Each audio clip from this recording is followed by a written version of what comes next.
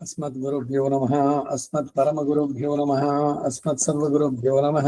श्रीमते रामानुजाय नमः। रामानुजदया पात्रं ज्ञानवैराग्यभूषणं श्रीमद्वेङ्कटनाथार्यं वन्दे वेदान्तदेशिकम् लक्ष्मीनाथसमारम्भां नाथयामुनमध्यमाम् अस्मदाचार्यपर्यन्तां वन्दे गुरुपरम्पराम्।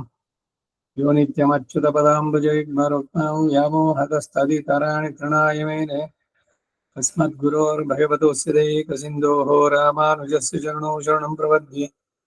मातापिता युवतीस्तनया विभूतिः सर्वं यदेव नियमेन मदन्मयानाम् आद्यस्य नः कुलपतेर्वकुलाभिरामं श्रीमत्तदङ्घ्रियुगलं प्रणमामि मूर्ध्ना भूतं सरश्च महदाह्वयपट्टनाथ श्रीभक्तिसारकुलशेखरयोगिवाहान् भक्ताङ्घ्रिरेणुपरकालयतीन्द्रमिश्रान् श्रीमत्पराङ्कुशमुनिं प्रणतोऽस्मि नित्यम्। विख्यातो यदि सार्वभौमजगदेश्चन्द्रोपमत्वेन यः श्रीभाष्येण यदन्वयाः सुविदिताः श्रीविष्णुचित्तादयः व्याख्यां भाष्यकृताज्ञयोपनिषदां यो द्राविडीनां व्यधात् पूर्वं तं गुरुकेश्वरं गुरुवरं कारुण्यपूर्णं भजे।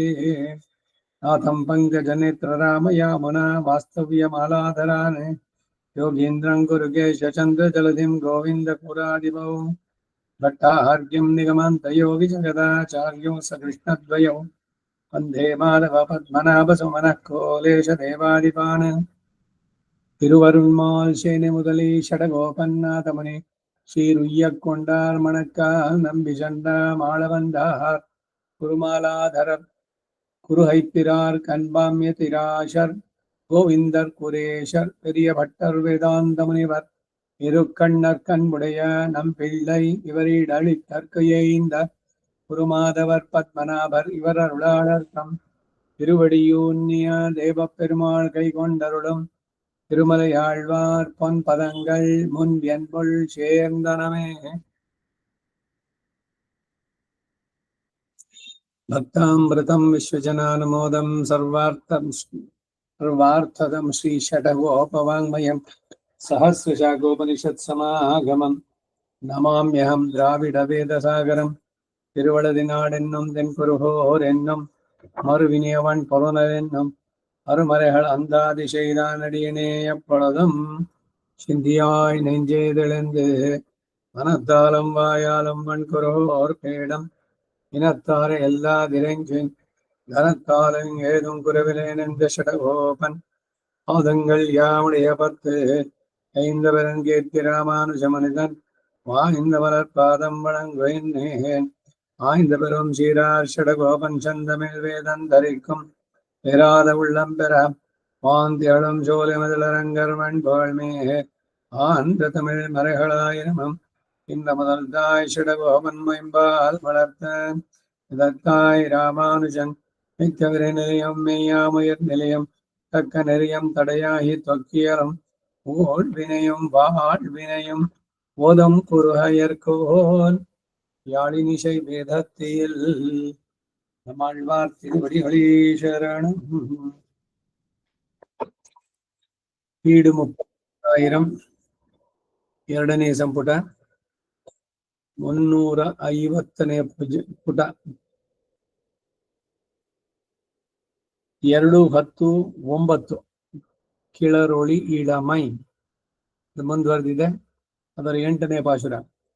வழக்கென நினைபின் வல்வினை மூழ்காது அளக்கொடியாட்டான் அமர்பெருங்கோயில் மழக்களித்தினம் ஷீர் மாலிரும் சோலை தொழக்கரதுவதே துணிவது சூதே. ಪ್ರತಿಪದಾರ್ಥ ವಲ್ವಿನೈ ಪ್ರಬಲವಾದ ಪಾಪಗಳಲ್ಲಿ ಮೂಳ್ಹಾದೆ ಮಗ್ನರಾಗದೆ ಒಳಕ್ಕೆ ಯನ ನಿನಮೀನ್ ಇದು ನಮಗೆ ಯುಕ್ತ ಅಂತ ತಿಳ್ಕೊಳ್ಳಿ. ಅಳನ್ಕೊಡಿ ಪೂತನಿ ಎಂಬ ರಾಕ್ಷಸಿಯನ್ನ ಅಟ್ಟಾನ್ ಕೊಂದಂತಹ ಶ್ರೀಕೃಷ್ಣ ಅಮರ್ ವಿಜಯ ಮಾಡಿಸುವಂತ ಪೆರುಂಕೋಯಿಲ್ ಮಹಾಕ್ಷೇತ್ರವಾದ ಮಳಕ್ಕಳಿರು ಇನಂ ಶೀರ್ ಚಿಕ್ಕ ಆನೆಗಳ ಸಮೂಹಗಳು ಸೇರುವಂತಹ ಮಾಲಿರಂ ಶೋಲೆ ತಿರುಮಾಲಿರಂ ಶೋಲೆ ಮಲೆಯನ್ನ ತೊಳಕ್ಕರದುವುದೇ ಸೇವಿಸುವುದಕ್ಕೆ ಆಸೆ ಪಡೋದ್ರಲ್ಲೇ ತುಣಿವುದು ಶೂದೆ. ಅದು ಸಂಸಾರವನ್ನು ಜಯಿಸುವುದಕ್ಕೆ ಕಾರಣವಾಗುತ್ತೆ ಅಂತ. ஈடு வழக்கென நினைமேன் நான் சொல்லுகிற இதுவே முறை என்று புத்தி பண்ணுங்கோள். வல்வினை மூழ்காதே உங்களால் போக்கிக் கொள்ள ஒண்ணாத மகா பாபங்களை பரிஹரிக்க வேண்டி இருந்திಹೋ ಆಯಿಲ್ ಇದ್ದರೆ ಈಗ ಅಲ್ಲಿ ವೈಯತ್ತು வாழ்வீர்கள் ಅಂದಂತೆ ಉದ್ಧಾರ ಮಾಡ್ಕೊಳ್ಬೇಕು ಅಂತ ನೀವು ವಿರೋಧ ಆದ್ರೆ அளமென்னு பேய்க்கு பேர், கொடியென்னு பெண்ணுக்கு பேர், பேய் பெண் என்றபடி அளமென்று பிணமாய் ஆத்தால் பேய் என்றபடி பூத்தனை முடித்தவன் இங்கன் ஒத்த விரோதிகள் வந்து போதாக நம்மை நெடும் கை நீட்டாக்கி வைக்க ஒண்ணாது என்று நித்திய வாசம் பண்ணுகையாலே ஸ்லாக்கியமான கோயில் மலம் இத்தியாதி அங்குண்டான திருக்குகளும் அழகரோடு ஓரினமாய் இத்திருப்பது இளவானை கண்ணுகள் இனமினமாக சேரா நின்றுள்ள திருமலையை லட்சணோபேதமாயிருப்பது ஒரு ஆனை நின்ற இடத்தை 1000 ஆனை வந்து சேரா நிற்கும். அங்கு நிற்கிறதும் சோலை மழகளிரே தென்னானையிரே திருமலையை தொழ வேணும் என்னும் ಮನೋರಥத்திலே ತುಣಿವದೇ ಇವಾತ್ಮಾಕ್ಕೆ ವಿಜಯೇತು. ವಳಕ್ಯನ ನಿನಮೆ ನಾನು ಹೇಳುವ ಇದು ಕ್ರಮ ಅಂತ ತಿಳಿರಿ. ವಲ್ವಿನೆ ಮೂಢಾದೆ ನಿಮ್ಮಗಳಿಂದ ನಾಶ ಮಾಡಿಕೊಳ್ಳಲಾಗದಂತಹ ಮಹಾಪಾಪಗಳನ್ನ ಪರಿಹರಿಸಿಕೊಳ್ಳಬೇಕು ಅಂತ ನೀವು ವಿರೋಧ ಆದ್ರೆ ಹಳಂ ಎಂದು ರಾಕ್ಷಸನಿಗೆ ಹೆಸರು. ಕೋಡಿ ಅಂದ್ರೆ ಸ್ತ್ರೀ, ರಾಕ್ಷಸಿ ಅಂತ ಹೇಳ್ದಾಯ್ತು. ಅಳಂ ಅಂದ್ರೆ ಹೆಣ, ಅದರಿಂದ ರಾಕ್ಷಸಿಯಿಂದ ಆಯ್ತು. ಹೆಣ ಆಗ್ಬಿಟ್ಟಿದೆ, ಹೆಣ್ಣು ಆಗ್ಬೇಕು, ಹೆಣ್ಣು ರಾಕ್ಷಸಿ.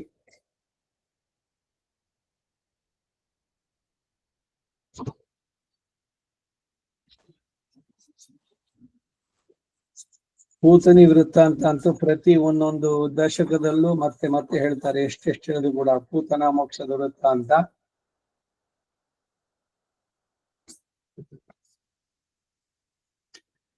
ಪೂತನಿಯನ್ನು ತೀರಿಸಿದವನು ಇದಕ್ಕೆ ಸಮಾನವಾದ ವಿರೋಧಿಗಳು ನಾವು ಬಹಳ ದೂರದಲ್ಲಿರುವವರಾಗಬಾರದು ಎಂದು ನಿತ್ಯ ಮಾಸ ಮಾಡೋದ್ರಿಂದ ಶ್ಲಾಘ್ಯವಾದಂತಹ ದಿವ್ಯ ದೇಶ ಹತ್ತಿರದಲ್ಲೇ ಇದ್ದು ಅಂತಹ ಪೂತನಿ ಹೇಗೆ ಬಂದಳೋ ಆ ರೀತಿಯಲ್ಲಿ ನಮಗೆ ನಮ್ಮ ಶತ್ರುಗಳಾಗಿ ಪ್ರಬಲ ಕರ್ಮದಿಂದ ಬರುವಂತಹದ್ದು ಅವುಗಳನ್ನು ಪರಿಹಾರ ಮಾಡೋದಕ್ಕೆ ಅವನು ಹತ್ತಿರದಲ್ಲಿ ಬಂದು ನೆಲೆಸಿದ್ದಾನೆ. ಆ ದಿವ್ಯದೇಶ ಮಳಮಿತ್ಯಾದಿ ಅಲ್ಲಿಯ ತಿರ್ಯಕ್ಕುಗಳು ಕೂಡ ಹಳಹರೊಡನೆ ಒಂದು ಗುಂಪಾಗಿರುತ್ತಂತೆ. ಆನೆಗಳ ಹಿಂಡು, ಇವನು ಒಂದು ಚಿಕ್ಕ ಆನೆ, ಮರಿ ಆನೆ. ಹಾಗೆ ಎಳೆ ಆನೆ ಮರಿಗಳು ಗುಂಪಾಗಿ ಸರುತ್ತಿರುವ ತಿರುಮಲೆಯನ್ನ ಲಕ್ಷಣೋಪೇತವಾಗಿರುವ ಒಂದೊಂದು ಆನೆಯು ನಿಂತಲ್ಲಿ 1000 ಆನೆಗಳು ಬಂದು ಸೇರುತ್ತೆ. ಅಲ್ಲಿ ನಿಂತಿರುವುದು ಸಹ ಶೋಲೆ ಮಳಹಳಿರಷ್ಟೇ, ತೆನ್ನಾನೆಯಷ್ಟೇ. ತಿರುಮಲೆಯನ್ನು ಸೇವಿಸಬೇಕೆಂಬ ಮನೋರಥದಲ್ಲಿ ದೃಢವಾಗಿರೋದೇ ಈ ಆತ್ಮನಿಗೆ ವಿಜಯ ಹೇತು ಅಂದ್ರು. ಅಲ್ಲಿಗೆ ಹೋಗ್ಬೇಕು ಅಂತ ಸಂಕಲ್ಪ ಮಾಡ್ಬಿಟ್ರೇನೆ ಇವನು ಉದ್ಧಾರ. ಹೋಗೋದಿರ್ಲಿ, ನೇರವಾಗಿ ಮನಸ್ಸಿನಲ್ಲಿ ದಿವ್ಯ ಕ್ಷೇತ್ರ ನಾವು ದರ್ಶಿಸ್ಬೇಕು ಅಂತ ಅನ್ಕೊಂಡ್ಬಿಟ್ರೇನೆ ಅಷ್ಟು ಆಗತ್ತೆ ಅಂತ. 10ನೇ ಪಾಶುರ. பலபடியாலும் திருமலையே பரமப்பிராபியம் என்று ಉಪಕ್ರಮಿತಪಡಿಯೇ ಉಪಸಂಹರಿಕ್ಕಿರಾರ್. 10ನೇ ಪಾಶುರ. ಅನೇಕ ರೀತಿಗಳಿಂದ ತಿರುಮಲೆಯೇ ಪರಮ ಪ್ರಾಪ್ಯವಾದದ್ದು ಅಂತ ಆರಂಭಿಸಿದ್ದು, ಅದರಿಂದನೇ ಉಪಸಂಹಾರ ಮಾಡ್ತಾರೆ, ಕನ್ಕ್ಲೂಡ್ ಮಾಡ್ತಾರೆ. ಪಾಶುರ. ಶೂದೆಂದು களவும் ಶೂದುಂ செய்யாதே வேதமுன் விரித்தான் விரும்பிய கோயில் மாதுருமயில் சேர் மாலிரும் சோலை போதவில் ಮಲೆಯೇ ಉಹುವುದು ಪೊರುಳೇ. ಶೂದೆಯನ್ನೇ ಅರ್ಥಸಿದ್ಧಿಗೆ ಕಾರಣ ಎಂದು ಕಳವಂ ಶೌರ್ಯವನ್ನು, ಶೂದಂ ಬಲಾತ್ಕಾರದಿಂದ ಅಪಹರಿಸೋದನ್ನು ಶಯ್ಯಾದೆ ಮಾಡಲು ನೆನೆಯದೆ ಪೂರ್ವ ಕಾಲದಲ್ಲಿ ವೇದಾರ್ಥವನ್ನ ವಿರಿತಾನ್ ಗೀತೆ ಮೊದಲಾದವುಗಳಿಂದ ವಿವರಿಸಿ ಅನುಗ್ರಹಿಸಿದ ಭಗವಂತ ವಿರಂಬಿಯ ಆಸೆಯೊಡನೆ ವಾಸ ಮಾಡುವ ಕೋಯಿಲ್ ಕ್ಷೇತ್ರವಾದಂತಹ ಮಾಧುರು ಮಯಿಲ್ ಶೇರ್ ಮಾರ್ಧವದ ಅತಿಶಯವುಳ್ಳಂತ ನವಿಲುಗಳು ಸೇರಿ ವಾಸ ಮಾಡುವಂತಹ ಮಾಲಿರುಂಶೋಲೆ ಎಂಬ ಓದವಿಲ್ ಮಲೆಯೇ, ಪುಷ್ಪಗಳು ವಿಕಾಸಿಸುವಂತಹ ಪರ್ವತದಲ್ಲಿ ಪ್ರವೇಶಿಸುವುದೇ ಪೊರುಳ್ ಅಂತಂದ್ರು.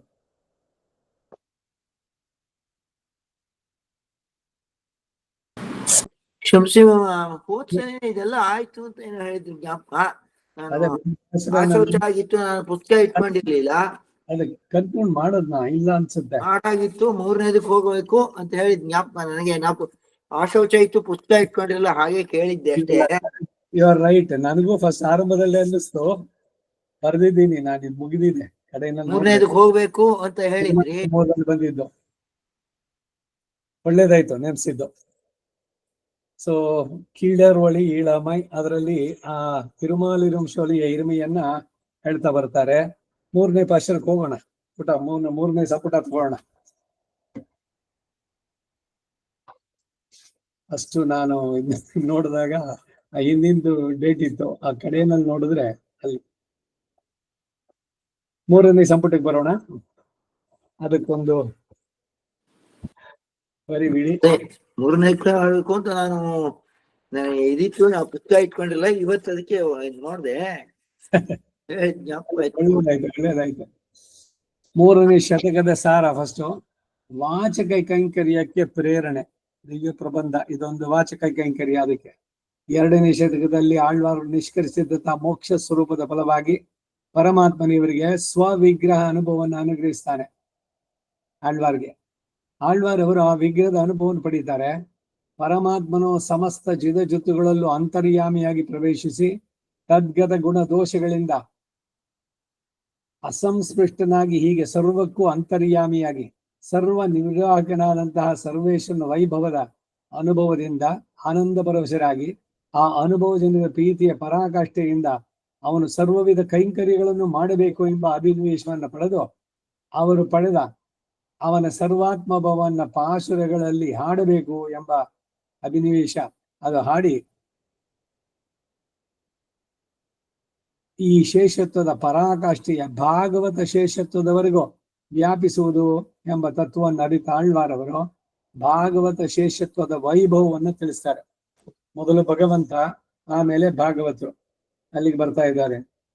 ಅದರ ಜೊತೆಗೆ ಭಗವಂತನ ಸೌಲಭ್ಯದ ಪರಾಕಾಷ್ಠೆಯಾದ ಅರ್ಚಾವತಾರದ ವೈಭವವನ್ನು ತಿಳಿಸಿ, ಸೂರ್ಯ ಸೇವ್ಯ, ನಿತ್ಯ ಸೂರ್ಯಗಳಿಂದ ಸೇವಿಸಲ್ಪಡುವಂತಹ ಭಗವಂತನನ್ನ ಹೇಗೆ ಸೇವಿಸುವುದು ಎಂಬ ಸಂಸಾರಿಗಳ ಭಯ ನಿವಾರಣೆಗಾರ್ಥವಾಗಿ ಅರ್ಚಿರಾದಿ ಮಾರ್ಗದಿಂದ ವೈಕುಂಠದಲ್ಲಿ ಮೋಕ್ಷವನ್ನು ಅನುಭವಿಸುವನಾದಂಥ ಪರಮಾತ್ಮನು ಸರ್ವ ಸುಲಭನಾಗಿ ನೆಲೆಸಿರುವ ಭೂಲೋಕದ ದಿವ್ಯ ಕ್ಷೇತ್ರಗಳಲ್ಲಿ ಅವನ ಮತ್ತು ಭಾಗವತರ ಕೈಂಕರ್ಯಗಳಲ್ಲಿ ತೊಡಗಿ ತಮ್ಮಂತೆಯೇ ಭಗವಂತನ ಸ್ತೋತ್ರವಾದ ವಾಚಕ ಕೈಂಕರ್ಯದಲ್ಲಿ ನೆಲೆಸುವಂತೆ ಉಪದೇಶಿಸ್ತಾರೆ ಈ ಶತಕದಲ್ಲಿ. ಇದು ಆಚಾರ್ಯ ಹೃದಯದಿಂದ ಒಂದು ಹೇಳ್ತಾ ಇದ್ದಾರೆ. 3ನೇ ಶತಕದಲ್ಲಿ ಏನ್ ಹೇಳಿದ್ರು? 3ನೇ 100 ಪಾಶುರ ಶತಕ ಅಂದ್ರೆ ಅದರಲ್ಲಿ.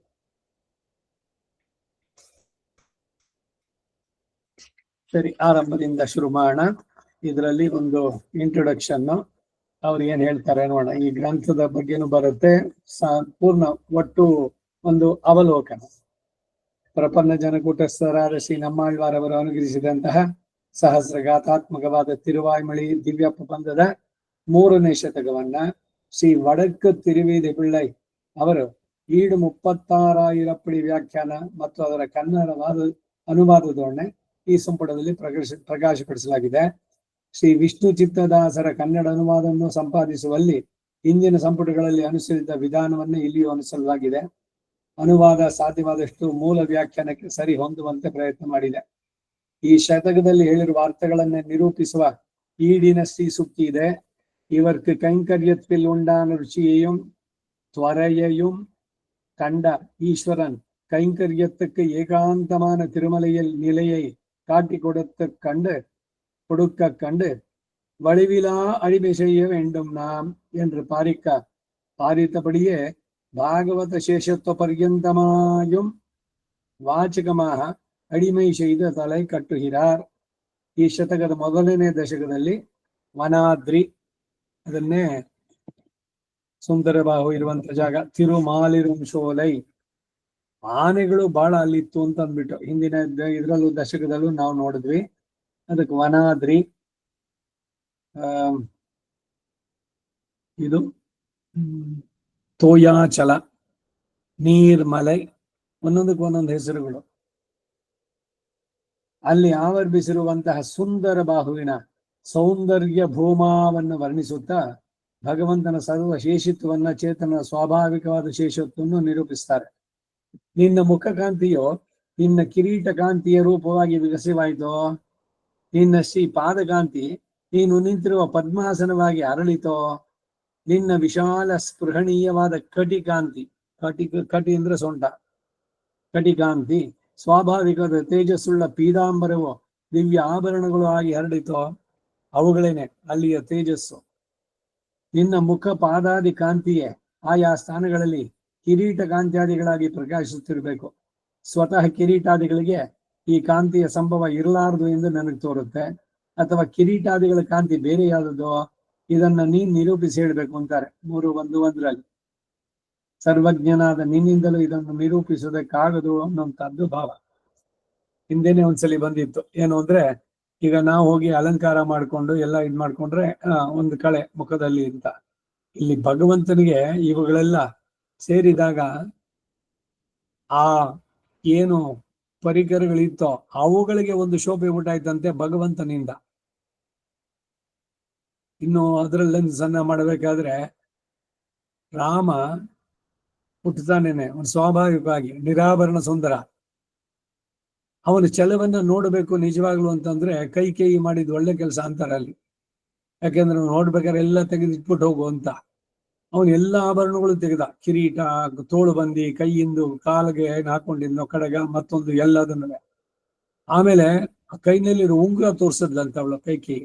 ದಶರಥ ಹೇಳಿದ್ನಂತೆ, ನೋ ಅದು ಮುಟ್ಟುವಂಗಿಲ್ಲ, ಯಾಕೆಂದ್ರೆ ಅದು ಅವ್ರ ಮಾಮನಾರ ಕೊಟ್ಟಿರುವಂತದ್ದು.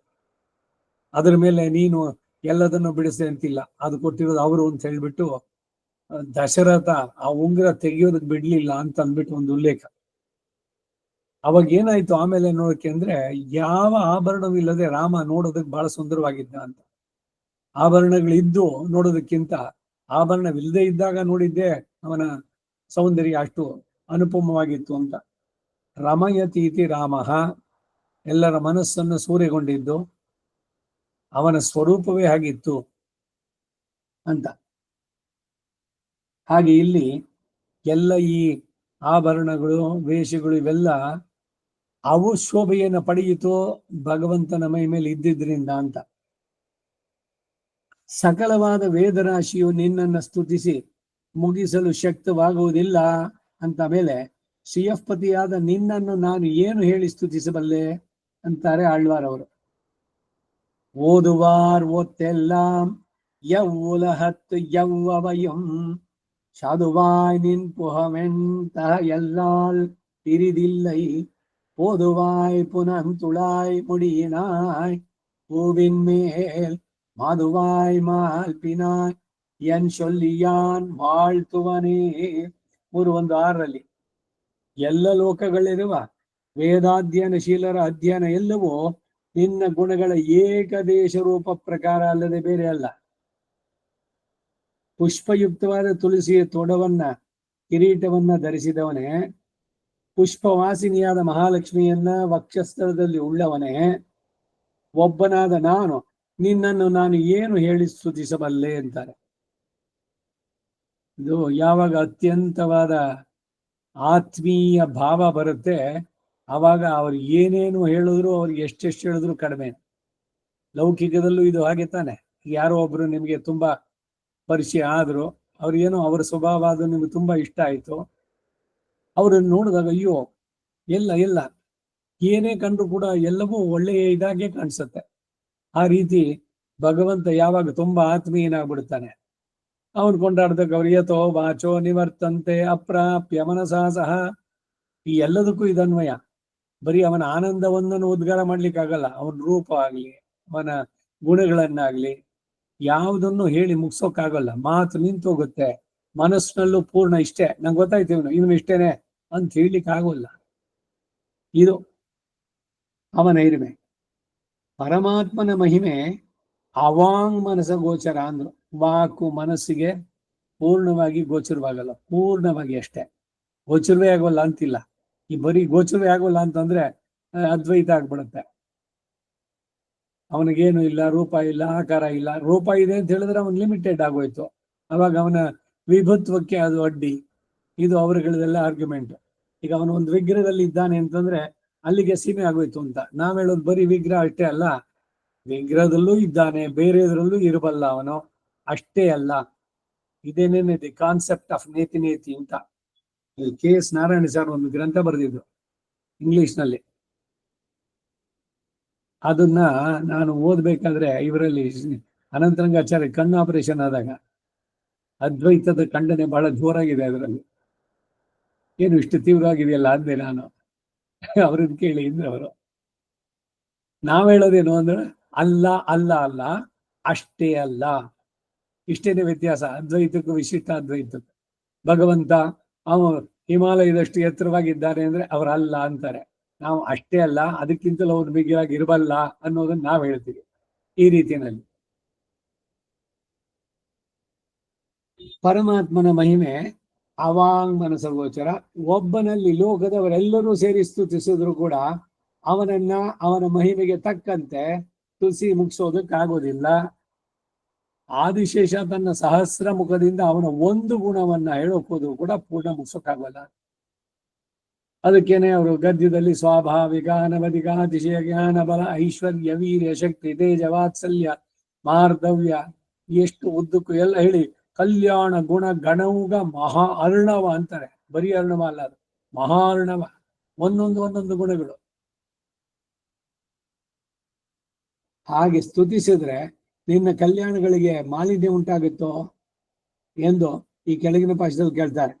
வாழ்த்துவார் பலராக நின்னுள்ளே நான் மகனை மூழ்த்த நீர் உலகெல்லாம் படையென்ற முதல் படைத்தாய் கேழ்த்த சீர் அரண் முதலான் கிளர் தெய்வமாய் கிளர்ந்து சூழ்த்தமர துதித்தார் ஒன் தொல் புகழ் ಮಾಶೂಣಾದೇ. ಸ್ತೋತ್ರ ಮಾಡುವವರು ಅನೇಕರೇ ಆಗ್ಲಿ, ಆಗಲೂ ನಿನ್ನನ್ನು ಪೂರ್ಣವಾಗಿ ಸ್ತೋಕ್ಕಾಗೋದಿಲ್ಲ. ಪ್ರಳಯಾರ್ಣವದಲ್ಲಿ ಲೋಕಗಳನ್ನೆಲ್ಲ ಸೃಜಿಸು ಎಂದು ಚತುರ್ಮುಖನನ್ನ ಮೊದಲನೇವನಾಗಿ ನೀನು ಸೃಜಿಸಿದೆ.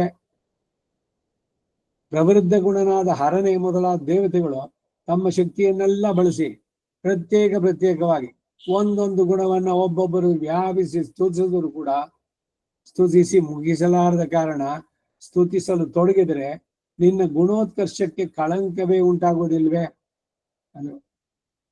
ಅಂದ್ರೆ ಯಾವನನ್ನು ಪೂರ್ಣವಾಗಿ ಗುಣಿಸೋ ಪೂರ ಹೇಳಿ ಕೊಂಡಾಡುವುದಕ್ಕಾಗೋದಿಲ್ವೋ ಅದರಿಂದ ಅಪಚಾರ ಉಂಟಾಗುತ್ತೆ ಅವನಿಗೆ, ಅವನ ವ್ಯಾಪ್ತಿ ಆಯ್ದಿರೋದಕ್ಕೆ ಅಂತ.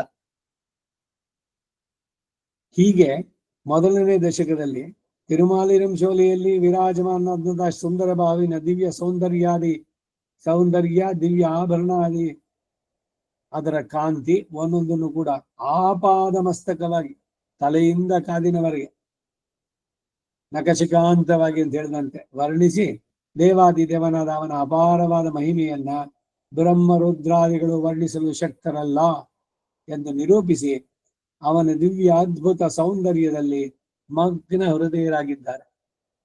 ಈಗ ಅವನು ಕೊಂಡಾಡಕ್ಕಾಗಲ್ಲ ಅಂತ ಇವರು ಬಿಡ್ಲಿಲ್ಲ. ನನ್ನಲ್ಲಿ ಯಥಾಶಕ್ತಿ ಯಥಾಮತಿ ನನಗೆ ಎಷ್ಟು ಸಾಧ್ಯನೋ ಹೇಳ್ತೀನಿ.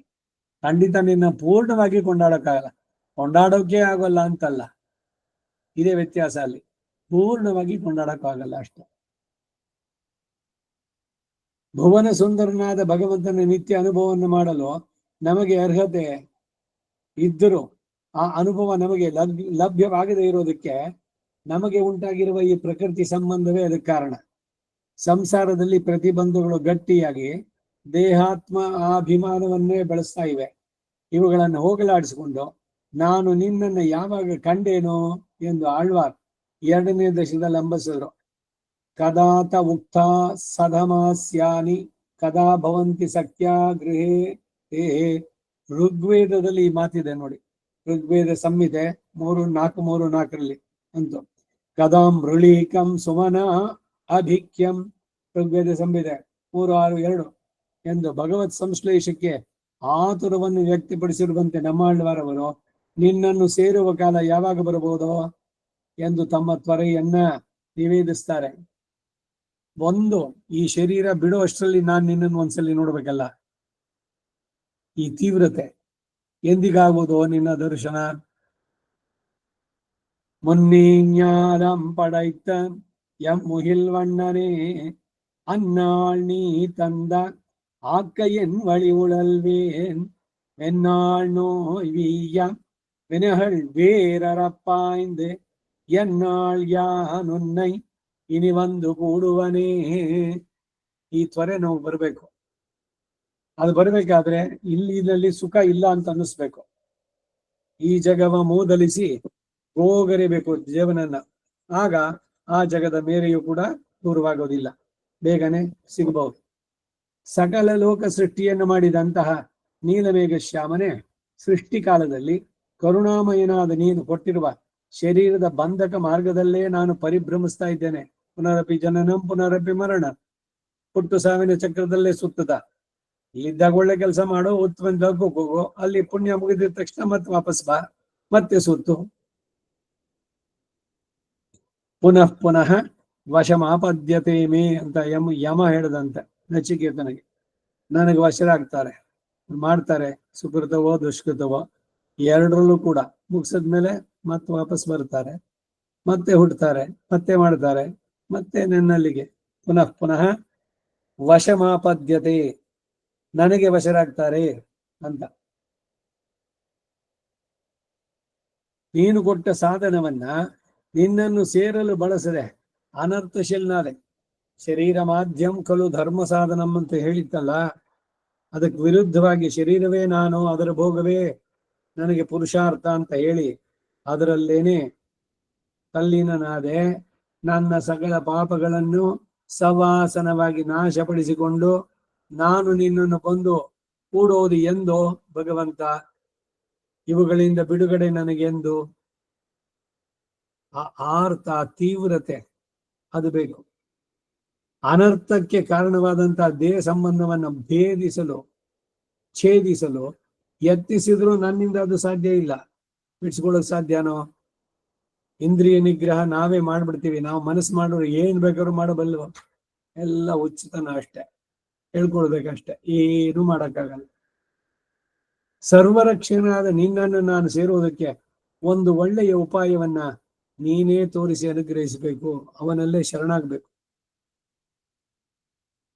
ಅವನೇ ಅದಕ್ಕೆ ಉಪಾಯ ಏನು ಅನ್ನೋ ಜಾಗದಲ್ಲಿ ತಾನೇ ನಿಂತು ಮಾರ್ಗದರ್ಶನ ಮಾಡಿ ಕೈ ಹಿಡಿದು ನನ್ನನ್ನು ಮುಂದಕ್ಕೆ ಕರೆದೊಯ್ಯಿ. ಕೈವರ್ತಕೆ ಕೇಶವೇ, ಸಂಸಾರ ಋಣದಿಂದ ದಾಟಿಸೋದಕ್ಕೆ ನೀನು ನಾವಿಕ. ನಿನ್ನಲ್ಲಿ ನಾವು ನಮ್ಮನ್ನು ಪೂರ್ಣವಾಗಿ ಒಪ್ಪಿಸ್ಕೊಂಡಿದ್ದೇವೆ. ಈ ಎಲ್ಲ ರಣನದಿಯಲ್ಲಿರುವಂತಹ ಮೊಸಳೆಗಳು, ಸುಳಿನೋ, ಬೇರೆ ಬೇರೆ ನೀರುಗಲ್ಲು, ಇಂಥದ್ದು ಅನೇಕ ಅಡ್ಡಿಗಳು ಒಂದಕ್ಕೆ ಸಿಗಾಕೊಂಡ್ರೆ ಸಾಕುವಂಥದ್ದು ಅನೇಕವಿದೆ. ಅದರಿಂದ ನೀನು ಬಿಡುಗಡೆ ಮಾಡೋದಕ್ಕೆ ನೀನೇ ಅನುಗ್ರಹಿಸಬೇಕು ಅಂತಾರೆ. 2ನೇ ದಶಕದಲ್ಲಿ ಆಳ್ವಾರವರು ಹೀಗೆ ಭಗವಂತನನ್ನು ಸೇರಲು ತಮ್ಮ ಆರ್ತಿಯನ್ನು ಅಭಿವ್ಯಕ್ತಿಗೊಳಿಸಿದ್ದಾರೆ. ತೀವ್ರತೆ, ಆರ್ತಿ. ಯಾವಾಗ ನಿನ್ನನ್ನು ಸೇರುವುದು? ಇನ್ನು ಎಷ್ಟು ದಿವಸನೋ? ಒಂದೊಂದು ಕ್ಷಣ ಒಂದೊಂದು ಯುಗವಾಗ್ತಾ ಇದೆ ನನಗೆ. ಈ ಭಾವದಲ್ಲಿ ಆ ತೀವ್ರತೆ ಬೇಕು. 3ನೇ ದಶಕದಲ್ಲಿ ಆಳ್ವಾರವರು ನಿರವಧಿಕ ಸೌಂದರ್ಯಾದಿ ಕಲ್ಯಾಣ ಗುಣ ವಿಶಿಷ್ಟನಂತಹ ಶ್ರೀ ವೆಂಕಟಾಧೀಶ್ವರನನ್ನ ತಿರುಮಾಲಿರುಂಶಲೆಯಿಂದ ತಿರುಪತಿಗೆ ಬಂದ್ರು. ಕಂಡು ಅವನ ಗುಣಗಳಿಗೆ ಮನಸೋತು ದಾಸರಾಗಿ ಅವನ ಶ್ರೀಪಾದಗಳಲ್ಲಿ ಸರ್ವದೇಶ, ಸರ್ವಕಾಲ, ಸರ್ವ ಅವಸ್ಥೋಚಿತವಾದಂತಹ ಸರ್ವಶೇಷವೃತ್ತಿಯನ್ನು ಮಾಡೋದೇ ಪುರುಷಾರ್ಥ ಎಂದು ನಿಶ್ಚಯಿಸಿ ಅಂತಹ ಕೈಂಕರ್ಯವನ್ನೇ ಬೇಡ್ತಾರೆ. ಭಗವಂತನ ಅರ್ಚಾವತಾರದಲ್ಲಿ ಆಭಿಮುಖ್ಯ ಹೊಂದಿ ತನ್ಮಯರಾಗಿದ್ದಾರೆ. ಒಳಿವಿಲ್ ಕಾಲಮೆல்லாம் உடனாய் மன்னி ಒಳಿವಿಲಾ ಅಡಿಮೆ ಶಯ್ಯ ವೇಂಡಂ ಮೂರು ಅವಿಚ್ಛಿನ್ನವಾಗಿ, ಒಂದು ಚೂರು ಬ್ರೇಕ್ ಇಲ್ಲದೆ ಕಂಟಿನ್ಯೂಸ್ ಆಗಿ ಸರ್ವ ಕಾಲದಲ್ಲಿಯೋ ಸರ್ವ ದೇಶದಲ್ಲಿಯೋ ಪರಮಾತ್ಮನೊಡನೆ ಕೂಡಿದ್ದು ಅನುಚರರಾಗಿ ಸರ್ವ ಅವಸ್ಥೆಯಲ್ಲೂ ಜಾಗ್ರತ್ ಸ್ವಪ್ನ ಸುಷುಪ್ತಿ ಎಲ್ಲ ಅವಸ್ಥೆಯಲ್ಲೂ ಪ್ರಚ್ಯುತಿ ಇಲ್ಲದೆ ಸರ್ವವಿಧ ಕೈಂಕರ್ಯಗಳನ್ನ ಸಮಗ್ರವಾಗಿ ಮಾಡಬೇಕು. ಇದು ಪ್ರಾರ್ಥನೆ. ಪರಮಪ್ರಾಪ್ಯವಾದಂತಹ ಆ ಭಗವಂತನನ್ನ ಪಡೆಯೋದಕ್ಕೆ ಉಪಾಯ ಯಾವುದು? ಸರ್ವಾಧಿಕಾರವಾಗಿ ಅತ್ಯಂತ ಸುಖರವಾಗಿರುವಂತಹ ವೆಂಕಟಮಾಸಿನೇ ನಮಃ ಎಂಬ ನುಡಿಯೇ ಆ ಉಪಾಯ. ಭಗವಂತನ ಕೈಂಕರ್ಯಕ್ಕೆ ಪ್ರತಿಬಂಧಕವಾದ ಪಾಪವೆಲ್ಲ ಅದರಿಂದ ನಿಶ್ಶೇಷವಾಗಿ ದಗ್ಧವಾಗಿ ಹೋಗುತ್ತೆ. ವಿನಾ ವೆಂಕಟೇಶಂ ನನಾಥೋ ನನಾಥೋ ಸದಾ ವೆಂಕಟೇಶ ಸ್ಮರಾಮಿ ಸ್ಮರಾಮಿ ಹರೇ ವೆಂಕಟೇಶ ಪ್ರಸೀದ ಪ್ರಸೀದ ಪ್ರಿಯಂ ವೆಂಕಟೇಶ. ನನಗೆ ಪ್ರಿಯವಾದದ್ದೇನು? ನಿನ್ನ ಒಡನಾಟ. ಪ್ರಯಚ್ಛ ಪ್ರಯಚ್ಛ ಪ್ರಕರ್ಷೇಣ ಯಚ್ಛ. ನನಗಾದಷ್ಟು ಬೇಗ ಅದನ್ನು ಅನುಗ್ರಹಿಸು. ನಿನ್ನನ್ನು ಪಡೆಯಬೇಕು, ನಿನ್ನನ್ನು ಸೇರಬೇಕು, ನಿನ್ನನ್ನು ಅನುಭವಿಸ್ಬೇಕು ಅನ್ನೋದಕ್ಕೆ ಏನೇನು ಅಡ್ಡಿಗಳಿದೆಯೋ ಎಲ್ಲದನ್ನ ತೆಗಿ. ಎಲ್ಲ ನನ್ನ ಪ್ರಬಲತರ ಪ್ರಾಚೀನ ಕರ್ಮಗಳೇ. ಅವುಗಳನ್ನು ತೆಗೆದು ನಿನ್ನ ಅನುಗ್ರಹ ನನ್ನ ಮೇಲೆ, ನಿನ್ನ ಕೈಂಕರ್ಯ ನನಗೆ ಚಿರವಾಗಿ ನಿನ್ನ ನಿತ್ಯವಾಗಲಿ, ಶಾಶ್ವತವಾಗಲಿ. ಅದು ಪ್ರಾರ್ಥನೆ. ಹಾಗೆ ಅವನನ್ನ ವೆಂಕಟನಾಥನನ್ನ ಪ್ರಾರ್ಥನೆ ಮಾಡಿದ್ರೆ ಅದರಿಂದ ನಿಶ್ಶೇಷವಾಗಿ ಭಗವಂತನ ಕೈಂಕರ್ಯಕ್ಕೆ ಅಡ್ಡಿಯಾದಂತಹದ್ದು ಏನೇನಿದೆಯೋ ಎಲ್ಲವನ್ನು ಕೂಡ ಅವನು ತೆಗಿತಾನೆ. ಅದು ಈ ಜನ್ಮದ್ದೋ ಹಿಂದಿನ ಅನೇಕ ಜನ್ಮಗಳದು ಅನವಧಿ ಕಾಲದಿಂದ ಬಂತ ಕರ್ಮವಾಸನೆ ಅದು. ಆ ತೀವ್ರತೆ ನಮಗ್ ಬಂದ್ರೆ ಖಂಡಿತ ಅವನು ಅನುಗ್ರಹಿಸ್ತಾನೆ ಅಂತಾನೆ. ಪರಮ ಪ್ರಾಪ್ಯನಾದ ಭಗವಂತನ ಪಡೆಯೋದಕ್ಕೆ ಉಪಾಯ ಯಾವುದು? ಅದು ಏನು ಉಪಾಯ ಅಂದ್ರೆ ಅವನಲ್ಲೇ ಶರಣಾಗೋದು. ತಸ್ಯ ವಶೀಕರಣ ತಸ್ಯ ಶರಣಾಗತಿ ರೇವ. ಅವನಿಗೆ ಪೂರ್ಣ ಒಪ್ಪಿಸ್ಬಿಟ್ಟು ನನಗೆ ನಿನ್ನ ಅತ್ಯ ಕೈಂಕರ್ಯ ಅದು ಶಾಶ್ವತವಾಗಿರುವಂತೆ ಮಾಡು ಅನ್ನುವಂಥದ್ದು. வேங்கடங்கள் மெய்மேல் வினை முத்தவம் தாங்கள் தங்கள்கே நல்லனவே செய்வார் வேங்கடத்துறைவார்க்கு நமவென்னலாம் கடமை ಅದು ಸುಮಂತಾರ್ಹಳ್ಕೆ. ಇಲ್ಲಿ ನಮಃ ಎಂಬ ನುಡಿ ಸರ್ವಫಲ ಸಾಧನವಾದ ಪ್ರಪತ್ತಿಯನ್ನು ಸೂಚಿಸುತ್ತೆ. ನಮಃ ಮಮನ, ನಾನು ನನ್ನವನಲ್ಲ. ನಮಃ ಅನ್ನೋದು ಒಂದು ನಮಸ್ಕಾರ. ಎರಡನೇದು ಮಮ ನ, ನಾನು ನನ್ನವನಲ್ಲ, ಅವನಿಗೆ ಪೂರ್ಣವಾಗಿ ಒಪ್ಪಿಕೊಡುವಂತ ಪ್ರಪತ್ತಿ. ಇನ್ನು ಮುಂದಿನ ದಶಕ 4ನೇ ದಶಕದಲ್ಲಿ ನಿಖಿಲ ತನುತಯ ಸಂಪ್ರತುಷ್ಟಾವತುಷ್ಟ ದ್ರವಿಡೋಪನಿಷತ್ತ ಸಾರ ತಾತ್ಪರ್ಯ ಸಂಗ್ರಹ ಅದರಲ್ಲಿ ಹೇಳುವಂತದ್ದು ಎಂದು ಸರ್ವಂ ಜಗತ್ ಸಮವಲೋಕ್ಯ ವಿಭೋಹ ಶರೀರಂ ತದ್ವಾಚಿನಶ್ಚ ಸಕಲಾನಪಿ ಶಬ್ದರಾಶೀನೇ ಎಂದು ಹೇಳಿದಂತೆ ಶರೀರಿ ಭಾವದ ಮೂಲಕ ಪರಮಾತ್ಮನಿಗೂ ಸಕಲ ಪದಾರ್ಥಗಳಿಗೂ ಸಾಮಾನಾಧಿಕಾರಿಣ್ಯವನ್ನು ಆಳ್ವಾರವರು ಪ್ರತಿಪಾದಿಸ್ತಾರೆ. ನೋಡಿ, ರಾಮಾನುಜರು ಮಾಡಿದ್ರು ಸಮನ್ವಯಾಧಿಕರಣ, ಅದಕ್ಕೆ ಅವರೇ ಇತಿ ಸರ್ವಂ ಸಮಂಜಸಂ ಅಂತ ಹೇಳಿದ್ರು ಅಂತಲ್ಲ, ನಮ್ಮ ಆಳ್ವಾರದನ್ನು ಕೋಟ್ ಮಾಡಿ ಅವ್ರು ಹೇಳುವಂಥದ್ದು. ಆಳ್ವಾರೇ ಹೇಳಿದ್ರು, ನಾವೆಲ್ಲ ಅವನಿಗೆ ಶರೀರ, ಅವನು ಶರೀರಿ, ಅವನು ಸಂಕಲ್ಪಿಸಿದಂತೆ ನಮ್ಮಿಂದೆಲ್ಲ, ಅವನೇ ಎಲ್ಲವನ್ನ ಅವನಿಗಾಗಿಯೇ ಮಾಡಿಸ್ಕೊಳ್ಳುವಂಥದ್ದು. ಹೀಗೆ ಪ್ರತಿಯೊಂದು ಸ್ವಪ್ರೀತಿಯೇ ಸ್ವಯಮೇವ ಕಾರಯತಿ ಅಂತ ಹೇಳಿ ಸಾತ್ವಿಕ ತ್ಯಾಗದೊಂದಿಗೆ ಮಾಡಬೇಕು ಅನ್ನೋದನ್ನು ತಿಳಿಸ್ತಾರೆ. ಸಕಲ ವೇದ ವೇದ್ಯನಾದಂತಹ ದಿವ್ಯ ವಿಗ್ರಹ ವಿಶಿಷ್ಟನಾದಂತಹ ಅದ್ವಿತೀಯನೆಂದು ಹೇಳಲೆ ಸದೃಶ ಶೂನ್ಯವಾದಂತಹ ಭೂಮಿಯನ್ನೆಲೆ ಅವನಿಗೆ ಸದೃಶವಾದಂತಹ ಇನ್ನೊಂದು ಇದು ಇರ್ಲಿಕ್ಕೆ ಸಾಧ್ಯನೇ? ಅಸದೃಶ, ಅನುಪಮ ಈ ಪದಗಳು. ಶೀತಲ ಸಮುದ್ರ ಅಂತ ಹೇಳಲೆ, ಅಗ್ನಿ ಎನ್ನಲೆ, ವಾಯು ಎನ್ನಲೆ, ಆಕಾಶ ಎನ್ನಲೆ, ಚಂದ್ರ ಆದಿತ್ಯರು ಅಂತ ಹೇಳಲೆ, ಅಥವಾ ಇವೆಲ್ಲವೂ ಅಂತ ಹೇಳಲೆ ಕೃಷ್ಣನನ್ನು ಏನೆಂದು ವರ್ಣಿಸೋದು ಅಂತ ಕೇಳ್ತಾರೆ 3-4 ವೇದಾಂತ ಸಿದ್ಧವಾದಂತಹ ಸಾಮಾನಾಧಿಕರಣ್ಯದ ಸೂತ್ರವನ್ನ ಆಳ್ವಾರವರು ನಿರೂಪಿಸಿ ವೇದ ವಾಕ್ಯಗಳಿಗೆ ಸಮನ್ವಯ ಮಾಡುವ ಕ್ರಮವನ್ನು ಉಪದೇಶಿಸಿದ್ದಾರೆ. ಇವೆಲ್ಲ ವೇದಾಂತದ ಪ್ರಕ್ರಿಯೆಗಳಲ್ಲಿ ಬರುವುದು. ಭೇದವಾದಿಗಳು ಅಸ್ತಿ ನಾಸ್ತಿ, ಅಸ್ತಿ ನಾಸ್ತಿ, ಹೀಗೆ ಸಪ್ತವಿಧಿ, ಸಪ್ತಭಂಗಿ ನ್ಯಾಯ ಅಂತ ಇವೆಲ್ಲ ವೇದಾಂತ ಚರ್ಚೆ ಇವುಗಳಿಗೆ ಬಂದಾಗೆಲ್ಲ ಬರುವಂತದ್ದು. ಇಲ್ಲಿ ಏನು ಸಮಾನಾಧಿಕರಣ್ಯ ಅಂದ್ರೆ ಎಲ್ಲ ಕಡೆಯೂ ಕೂಡ ಪರ್ಫೆಕ್ಟ್ ಕೋಆರ್ಡಿನೇಷನ್, ಒಂದಕ್ಕೊಂದು ಕಾಂಟ್ರಡಿಕ್ಷನ್ಸ್ ಇಲ್ಲ. ಏನೋ ಒಂದು ವೇದದಲ್ಲಿ ಹಂಗೆ ಹೇಳ್ತು, ಇದ್ರಲ್ಲಿ ಹಿಂಗೆ ಹೇಳ್ತು, ಇನ್ನೆಲ್ಲೋ ಏನೋ ಇತ್ತು ಅಂದ್ರೆ ನಮ್ಗೆ ಸರಿಯಾಗಿ ಅರ್ಥ ಮಾಡ್ಕೊಳ್ಳಿ ಈಗ ಅನ್ನೋದನ್ನು ತಿಳಿಸ್ತಾರೆ. ಭೇದ ಅಭೇದ ವಾಕ್ಯಗಳು. ಅಭೇದ ವಾಕ್ಯಗಳು ಅಂದ್ರೆ ಅದ್ವೈತ, ದ ನಾನ್ ಸೆಕೆಂಡ್, ಏಕಮೇವ ಅದ್ವಿತೀಯ ಬ್ರಹ್ಮ, ಅಹಂ ಬ್ರಹ್ಮಾಸ್ಮಿ ಅನ್ನೋದು. ಅವನಿಗೂ ನಮಗೂ ಭೇದ ಇದೆ ಅನ್ನೋದಕ್ಕೆ ಚೇತನಶ್ಚೇತನಾನ ಏಕೋ ಬಹೂನಾಂ ಯೋ ವಿದದಾತಿ ಕಾಮಾನ್ ಎಲ್ಲ ಉಪನಿಷತ್ ಮಾತುಗಳೇನೆ. ಒಂದ್ ಕಡೆ ಅವನೊಬ್ಬನೇ ಅಂತೀರಿ, ಇನ್ನೊಂದ್ ಕಡೆ ಎಲ್ಲಾ ಕಡೆನೂ ಅವನು ಅಂತೀರಿ. ಇದ್ ಸರಿನೋ ಅದ್ ಸರಿನೋ ಅಂತ ಅಂದ್ರೆ ಅದನ್ನ ಈಗ ಅರ್ಥ ಮಾಡ್ಕೊಳ್ಳಿ.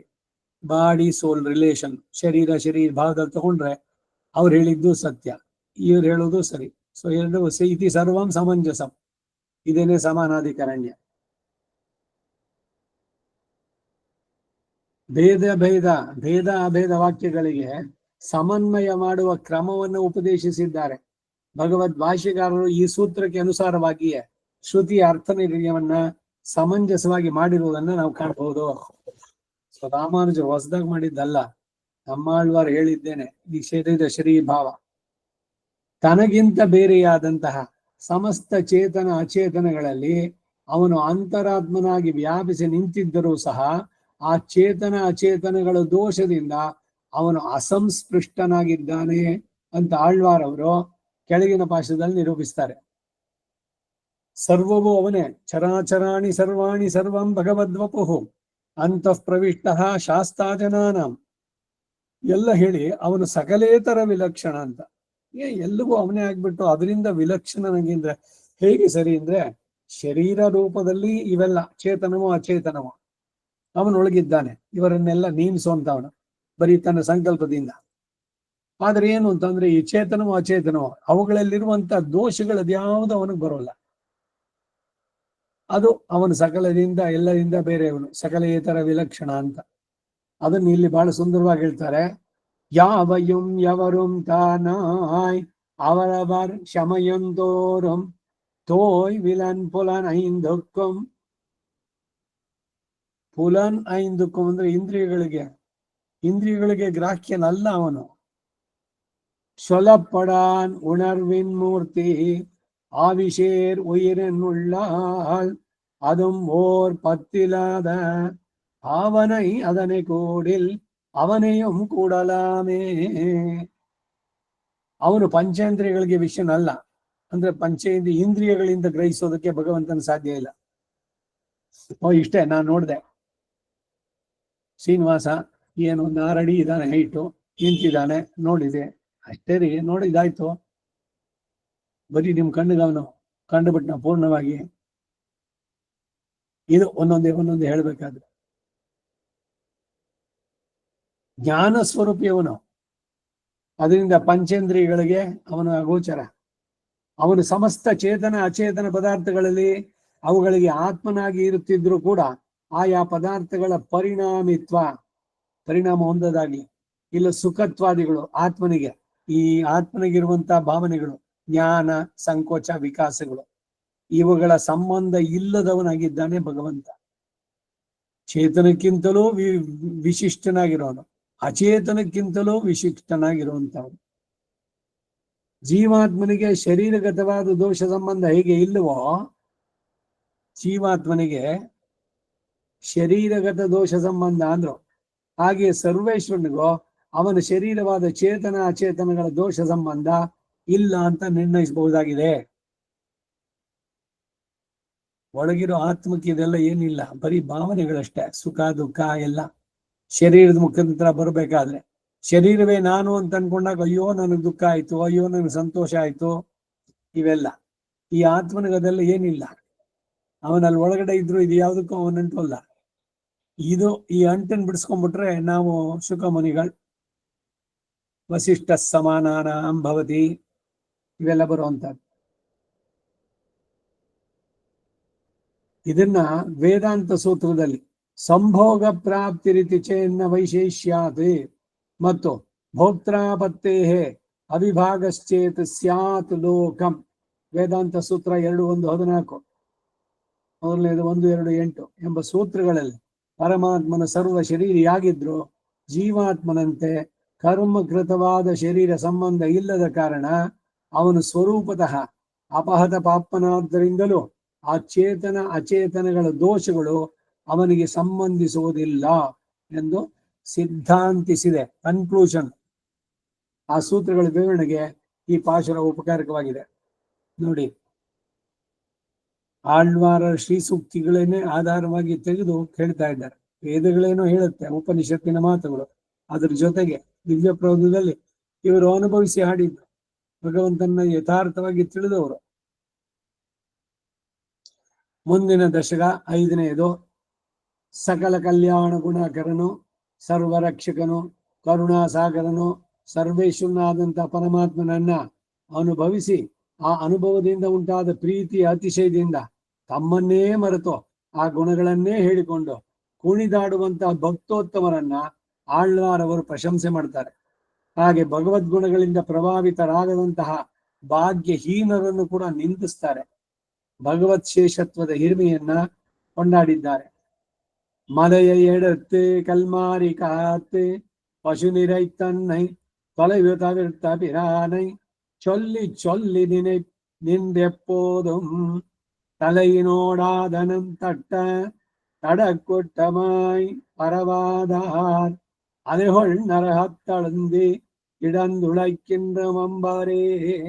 ಗೋವರ್ಧನ ಪರ್ವತವನ್ನೆತ್ತಿ ಉಗ್ರವಾದ ವರ್ಷವನ್ನ ಮಳೆಯನ್ನು ನಿವಾರಿಸಿ ದನಗಳ ಮಂದೆಯ ವಿನಾಶವನ್ನ ಪರಿಹರಿಸಿದ ಆ ಮಹಾನುಭಾವನನ್ನ ಪ್ರೀತಿ ಅತಿಶಯದಿಂದ ಮತ್ತೆ ಮತ್ತೆ ಹೇಳಿಕೊಂಡು ತಲೆಯಿಂದ ಭೂತಲವನ್ನ ತಟ್ಟುವಂತೆ ಆಕಾಶದಲ್ಲಿ ಕುಣಿದು ಕುಪ್ಪಳಿಸಿದವರು ನರಕದಲ್ಲಿ ಮುಳುಗಿ ಕ್ಲೇಶ ಪಡುವ ಭ್ರಷ್ಟರೇ ಸರಿ.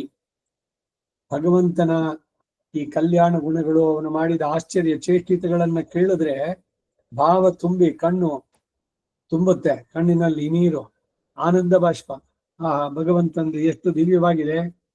ಅದಕ್ಕೆ ಅವನೇ ಹೇಳ್ದ ಕೃಷ್ಣ ಭಗವದ್ಗೀತೆಯಲ್ಲಿ, ಜನ್ಮ ಕರ್ಮ ಚ ಮೇ ದಿವ್ಯಂ ಯೋ ವೇತಿ ತತ್ವತಃ.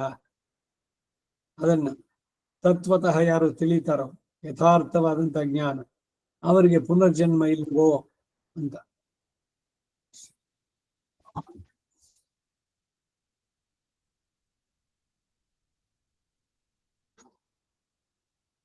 ಅನನ್ಯ ಪ್ರಯೋಜನರಾಗಿ ಭಗವದ್ಗುಣಾನುಭವನಿಷ್ಠರಾಗಿ ಇವೆಲ್ಲ ಕೃತಾರ್ಥರಾಗಿರಿ ಅಂತ ಆಳ್ವಾರವರು ಉಪದೇಶಿಸ್ತಾರೆ.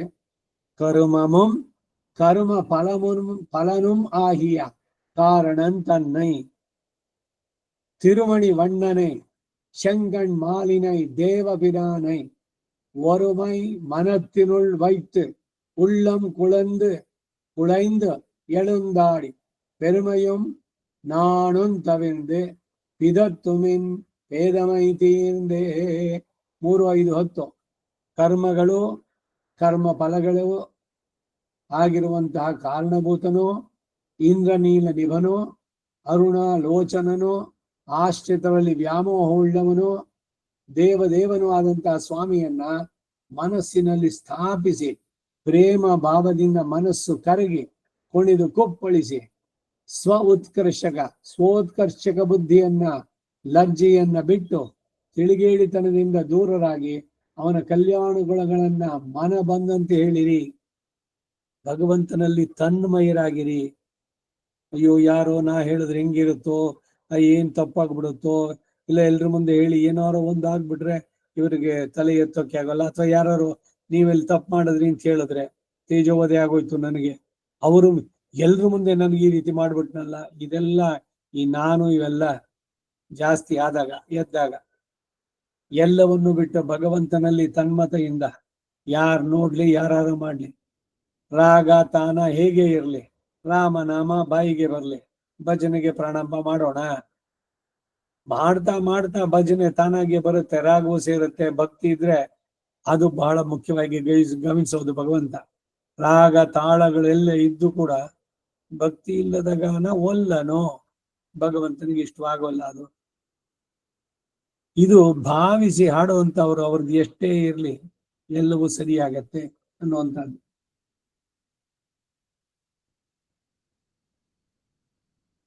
ಈ ಮುಖ್ಯವಾಗಿ ಈ ಸ್ಟೇಜ್ ಫಿಯರ್ ಇದೆಯಲ್ಲ, ಈಗ ಏನಾರು ಮಾತಾಡು, ಯೋ ನನಗಾಗಲ್ಲಪ್ಪ.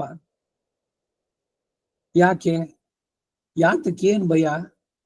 ಅವ್ರೇನ್ ಬೈತಾರ, ಇಲ್ಲ ನಿಮ್ ಪ್ರಾಣ ತೆಗೀತಾರ, ನೀವೇನೋ ಹೇಳಿದ್ರಲ್ಲಿ ಏನೋ ತಪ್ಪು ಮಾಡಿದ್ರಿ ಅಂತ? ತಪ್ಪಾಗಬಾರ್ದು, ಕರೆಕ್ಟ್. ಹೇಳೋದನ್ನ ಕಾನ್ಫಿಡೆಂಟ್ ಆಗಿ ಹೇಳಿ. ಎಲ್ಲೂ ಇಷ್ಟು ಜನ ನೋಡ್ತಾ ಇದ್ದಲ್ಲ, ನನ್ನ ವಾಯ್ಸ್ ಹೆಂಗ್ ಬಂತು, ಇಲ್ಲ ಎಲ್ಲಿ ಏನು ತಪ್ಪಾಯ್ತು, ಎಲ್ರೂ ನನ್ನೇ ನೋಡ್ತಾ ಕೂತಿದ್ದಾರೆ, ಈ ಎಲ್ಲ ಭಾವನೆಲ್ಲ ನಾನೇ ಐ ಆಮ್ ಸೆಂಟ್ರಲಿ ಎಲ್ಲರಿಗೆ ಮುಖ್ಯ ಇದಾಗಿದೆ ಅಂತ ಇವೆಲ್ಲ ಮನಸ್ಸಿನಿಂದ ತೆಗೆದು ಬಿಡ್ಬೇಕು. ಎಲ್ರು ಗೊತ್ತಿದ್ದಾರೆ, ಯಾರು ಕೇಳಿಸ್ಕೊಳ್ಳೋರು ಅವರು, ನಾವು ಅದನ್ನು ಸಂತೋಷ ಮಾಡೋಣ. ಸೊ ಅಲ್ಲಿ ನಾನು, ನನ್ನ ದೇಹ, ನನಗೆ ಅವಮಾನ, ನನಗೆ ಸನ್ಮಾನ ಎರಡೂ ಬೇಡ. ಹೀಗೆ ಭಗವಂತನ ಅನುಭವ ಇದೆಯಲ್ಲ, ಅದು ನಮಗೆ ಪ್ರಧಾನವಾಗಿ ಗಣಿಸ್ಬೇಕಾದ್ರೆ ಇದೆಲ್ಲ ತಾನಾಗಿ ಹೊರಟೋಗುತ್ತೆ. ಸ್ಟೇಜ್ ಫಿಯರ್ ಇಲ್ಲ, ಕೈಕಾಲು ನಡ್ಗೋದು ಏನೂ ಆಗೋಲ್ಲ. ಯಾಕೆಂದ್ರೆ ನಿಮ್ಮ ಮನಸ್ಸು ಅವನ ಆ ದಿವ್ಯ ಗುಣಗಳನ್ನ ವರ್ಣನೆ ಮಾಡೋದಕ್ಕೆ ಹೋಗ್ತಾ ಇದೆಯೇ ಹೊರತು ಎಷ್ಟು ಜನ ಕೇಳಿದ್ರು, ಯಾರು ನನ್ನ ನೋಡಿದ್ರು, ಯಾರು ಏನ್ ಹೇಳ್ಬೋದು, ಯಾವ ತಲೆಗೇನು ಬರೋಲ್ಲ. ಅವಾಗ ಸ್ಟೇಜ್ ಫಿಯರು ಮತ್ತೊಂದು ಏನು ಇರ್ಲಿಕ್ಕೆ ಆಗೋಲ್ಲ. ವಾಯ್ಸ್ ಗಡಗಡ ನಡಗತ್ತೆ, ಏನೂ ಆಗಲ್ಲ. ಭಗವಂತನಲ್ಲಿ ಪೂರ್ಣವಾಗಿ ಮನಸ್ಸನ್ನಿಟ್ಟು ತನ್ಮಯರಾದ್ರೆ ಅವರು ನಡೆಸಿದ್ದು ಎಲ್ಲವೂ ಕೂಡ ಬಹಳ ಶ್ರೇಷ್ಠವೇ ಆಗುತ್ತೆ. ಅದಕ್ಕಾಗಿ ಅವ್ರು ಹೇಳೋದು ಅಂದ್ರೆ, ಆಶ್ರಿತರಲ್ಲಿ ವ್ಯಾಮೋಹವುಳ್ಳಂತಹ ದೇವದೇವನನ್ನ ಮನಸ್ಸಿನಲ್ಲಿ ಸ್ಮರಿಸಿ, ಮೊದಲು ಮನಸ್ಸಿನಲ್ಲಿ ಸ್ಥಾಪಿಸಿ ಪ್ರೇಮ ಭಾವದಿಂದ ಮನಸ್ಸು ಕರಗಿ ಕುಣಿದು ಕುಪ್ಪಳಿಸ್ಬೇಕು. ಭಗವಂತನ ನಾಮ ಸಂಕೀರ್ತನೆ ಮಾಡಬೇಕಾದ್ರೆ, ಅಯ್ಯೋ ಯಾರೋ ಏನ್ ನೋಡ್ತಾರೋ, ನಾನು ಹೆಂಗ್ ಸ್ಟೆಪ್ ಹಾಕದ್ನೋ, ಸರಿಯಾಗಿತ್ತ ಅದು ಎಲ್ಲ ನಾನು ನಂದು ಅನ್ನೋದು ಬಿಟ್ಟು ಭಗವಂತನಲ್ಲಿ ತನ್ಮಯರಾಗಿ ಮನಸ್ಸೋಚ್ಛೆಯಾಗಿ ಕುಣಿರಿ. ಹಾಗೆ ಸ್ವೋತ್ಕರ್ಷಕ ಬುದ್ಧಿಯನ್ನ, ಲಜ್ಜೆಯನ್ನ, ಸ್ವ ಉತ್ಕರ್ಷ, ಎಲ್ರಿಗಿಂತ ನಾನು ಬಹಳ ಚೆನ್ನಾಗಿ ಹೇಳ್ತಾ ಇದ್ದೀನಿ, ನಾನು ಮಧುರವಾಗಿ ಹೇಳ್ತೀನಿ, ನಾನು ಎಲ್ಲಿ ಸರಿಯಾಗಿ ನಿಲ್ಲಿಸ್ಬೇಕು ಅಲ್ಲಿ ನಿಲ್ಲಿಸ್ತಾ ಇದ್ದೀನಿ, ಇದ್ರ ಬಗ್ಗೆ ಎಲ್ಲ ನಿಮ್ಗೆ ಗಮನ ಆ ಕಡೆ ಇದ್ರೆ ಬೇರೆಯವ್ರು ಏನಂತಾರೋ, ಇಲ್ಲ ಇನ್ನೊಬ್ರು ಅಲ್ಲೆಲ್ಲೋ ನಿಲ್ಸಿದ್ರು, ಇವಾಗ ಏನು ಅಂದ್ರೆ ಕಾನ್ಫಿಡೆನ್ಸ್ ಇರೋಲ್ಲ. ಅವಾಗ ಅದ್ರ ಬದಲು ಆ ಅರ್ಥಾನುಸಂಧಾನ, ಅದಕ್ಕೆ ಕೇಳ್ಬೇಕು ಈ ಕಾಲಕ್ಷೇಪ. ಕೇಳಿದ್ರೆ ಧೈರ್ಯವಾಗಿ ಹೇಳ್ತಾ ಹೋಗ್ಬೋದು. ಮನಸ್ಸಿಗೆ ಬಂದಂಗೆ ಏನೇನೋ ಹೇಳಿ ಅಂತ ಅಲ್ಲ, ಆಗ ಏನೇನು ಹೇಳಿದ್ರು ಕೂಡ ಅದು ಚೆನ್ನಾಗಾಗುತ್ತೆ. ಯಾಕೆಂದ್ರೆ ಆ ತನ್ಮಯತೆಯನ್ನ ನೋಡ್ತಾರೆ ಎಲ್ರು ಕೂಡ. ಆ ಚೈತನ್ಯ ಮಹಾಪ್ರಭು ಕಥೆ ಹೇಳಿದ್ನಲ್ಲ, ಒಬ್ಬ ಭಗವದ್ಗೀತೆ ಹಿಡ್ಕೊಂಡು ಬಂದು ಕೂತ್ಕೊಂಡು ಅದನ್ನ ತಲೆಕೆಳಕಾಗಿ ಇಟ್ಕೊಂಡಿದ್ದಾನೆ. ಪುಸ್ತಕ ತೆಗೆದ್ಬಿಟ್ಟು ಏನು ಹೂ ಅಂತಿದ್ದಾನೆ, ಕಣ್ಣಲ್ಲೆಲ್ಲ ಆನಂದ ಬಾಷ್ಪ ಅವನಿಗೆ. ಎಲ್ರು ನಗ್ತಾ ಇದ್ದಾರೆ. ಅವನ ವಾಯ್ಸ್ ನೋಡಿದ್ರೆ ಏನೋ ಕೀರಲ್ ರಾಗ, ಅಲ್ಲಿ ಏನ್ ಸರಿಯಾ ಸ್ವರವ ಮತ್ತೊಂದ ಏನಿಲ್ಲ, ಆದ್ರೆ ಅವನ ಮುಖದಲ್ಲಿ ಏನ್ ಆನಂದ ಇದೆ. ಇದನ್ನ ಹೋಗ್ಬಿಟ್ಟು ಆ ಚೈತನ್ಯ ಪ್ರಭುಗೆ ಹೇಳಿದ್ರು, ಯಾರೋ ಬರ್ತಾನೆ ಹಿಂಗೆ ಪುಸ್ತಕನೂ ಉಲ್ಟಾ ಇಟ್ಕೊಂಡಿದ್ದಾನೆ ತಲೆ ಕೆಳಕಾಗಿ ಅಂತ. ಅವ್ರು ಬಂದ್ರು, ಚೈತನ್ಯ ಬಂದು ನೋಡಿದ್ರು, ಏನಪ್ಪಾ ಏನು ಓದ್ತಾ ಇದೀಯ? ಅದು ಏನೋ ಗೊತ್ತಿಲ್ಲ ಸ್ವಾಮಿ. ಈ ಪುಸ್ತಕ ತೆಗೆದಿದ ತಕ್ಷಣ ಒಬ್ಬ ಕೈನಲ್ಲಿ ಚಾವಟಿ ಇಟ್ಕೊಂಡು ನೋಡ್ತಾನೆ. ಅವನ್ ನೋಡ್ತಾ ಇದ್ರೆ ನನಗೆ ಅವನೇನೆ ಎಲ್ಲ ಮಾಡೋಂತ. ಅವನನ್ನು ಕಂಡ್ರೆ ನನಗೆ ಅಷ್ಟೊಂದು ನನ್ನ ಎಲ್ಲರಿಗಿಂತ ಬಹಳ ತುಂಬಾ ಆತ್ಮೀಯನಾದವನವನು. ಹೀಗೆ ಅವಾಗ ಅವ್ರು ಹೇಳಿದ್ರು, ಚೈತನ್ಯ ಪ್ರಭು ನೀನ್ ನಡೆಸ್ತಾ ಇದೆಯಲ್ಲ ಹಿಂಗೇ ನಡೆಸು, ನೀನೇ ಸರಿಯಾದಂತ ಅಧಿಕಾರಿ, ಗೀತೆಯನ್ನ ತಲೆ ಕೆಳಕಾಗಿ ಇಟ್ಕೊಂಡು ಓದೋಕು ಅಂತ. ಹಾಗೆ ಭಗವಂತನಲ್ಲಿ ಆ ತನ್ಮಯತೆ ಬಂದಾಗ ಈ ಮರ್ಯಾದೆ, ರೆಕಗ್ನಿಷನ್, ಯಾರು ನೋಡ್ತಾ ಇದ್ದಾರ, ಇಲ್ಲ ನಾನು ಮಾತಾಡ್ತಾ ಬೇಕಾದ್ರೆ ಎಲ್ರು ಬೇರೆಯವ್ರು ಮಾತಾಡ್ತಾ ಇದ್ದಾರೆ, ಏನು ಕೇಳಿಸ್ತಾನೆ ಇಲ್ಲ ಬೇರೆಯವ್ರಿಗೆ, ಬಹಳ ದುಃಖ ಆಗುತ್ತೆ ಅವಾಗ ಇವರಿಗೆ ಹೇಳೋವ್ರಿಗೆ. ಇಲ್ಲ ಅವರೇ ಜೋರಾಗಿ ಹೋಗ್ತಾರೆ, ಸ್ವಲ್ಪ ಸೈಲೆನ್ಸು, ನಾನು ಏನ್ ಹೇಳ್ತಾ ಇದ್ದೇನೆ ಕೇಳಿ, ನಾನು ಹೇಳೋದನ್ನ ನೀವೆಲ್ಲ ಕೇಳ್ಬೇಕು. ಇದು ಎಲ್ಲ ನಾನು ಅನ್ನೋದು ಬಂದಾಗ. ಅದು ಬಿಟ್ಟು ಭಗವಂತನ ಅನುಭವದಲ್ಲಿ ಹೇಳ್ತಾ ಇರೋ, ಯಾರು ಕೇಳ್ತಾರೋ, ಯಾರು ಆನಂದಿಸ್ತಾರೋ ಅವ್ರಿಗೆ. ಹಾಗೆ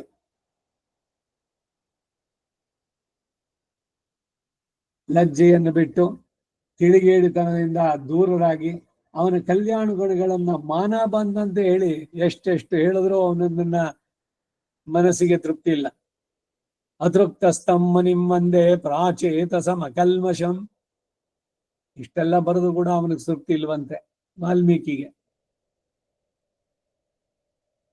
6ನೇ ದಶಕದಲ್ಲಿ ಪರಾವ್ಯೂಹ ವಿಭವ ಅಂತರ್ಯಾಮಿ ಅವತಾರಗಳಿಗಿಂತ ಅರ್ಚಾವತಾರಕ್ಕೆ ಉಂಟಾದಂತ ಸೌಲಭ್ಯವನ್ನ ಕೊಂಡಾಡ್ತಾರೆ.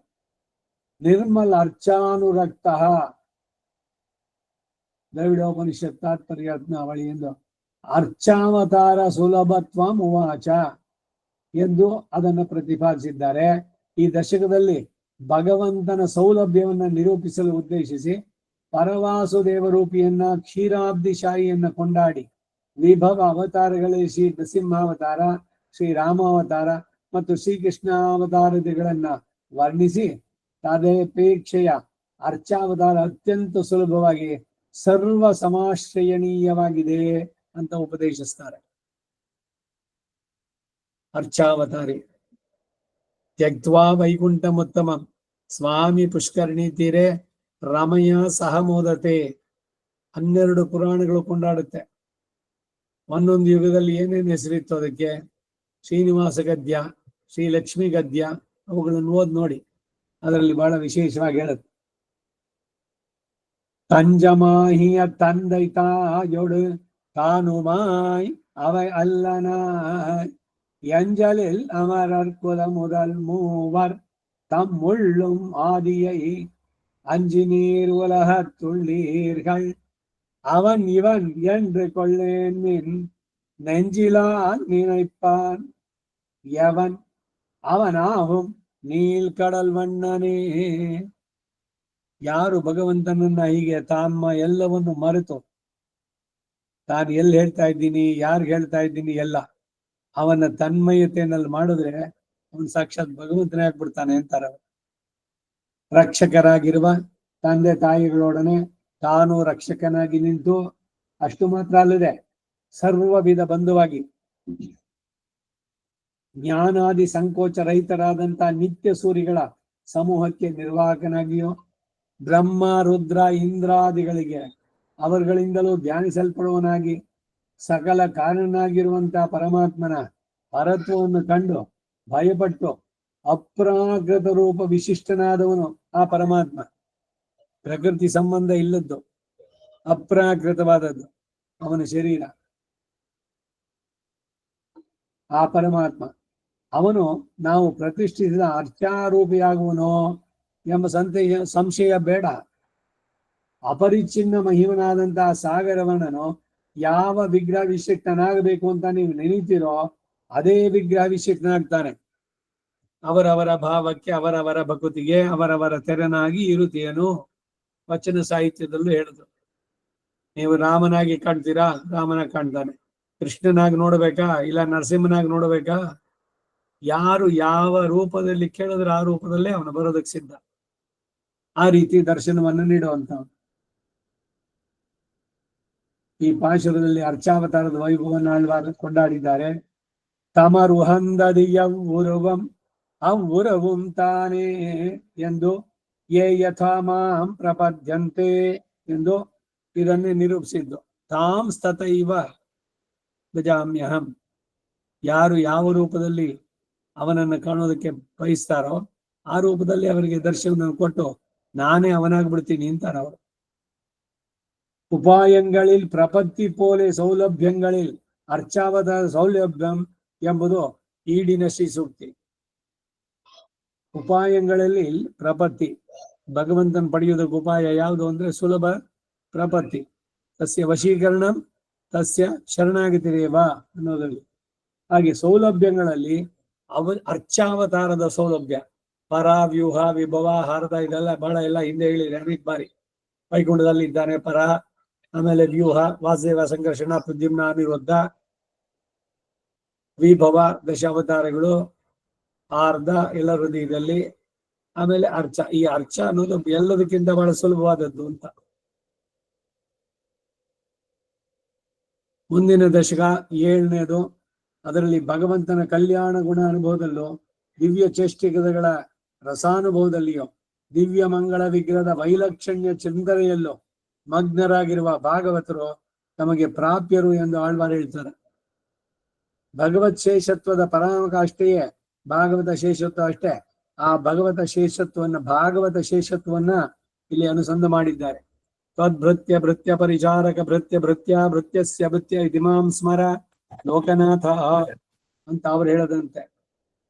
பயிலும் சுடரொளி மூர்த்தியை அங்காய கண்ணனை பயில இனிய நம் பார்க்கடல் சேர்ந்த பரமனை பயிலும் திருவுடையார் எவரேலும் கண்டீர் பயிலும் பிறப்பிடதோரு ಎಮ್ಮೆ ಆಳುಂ ಪರಮರೇ.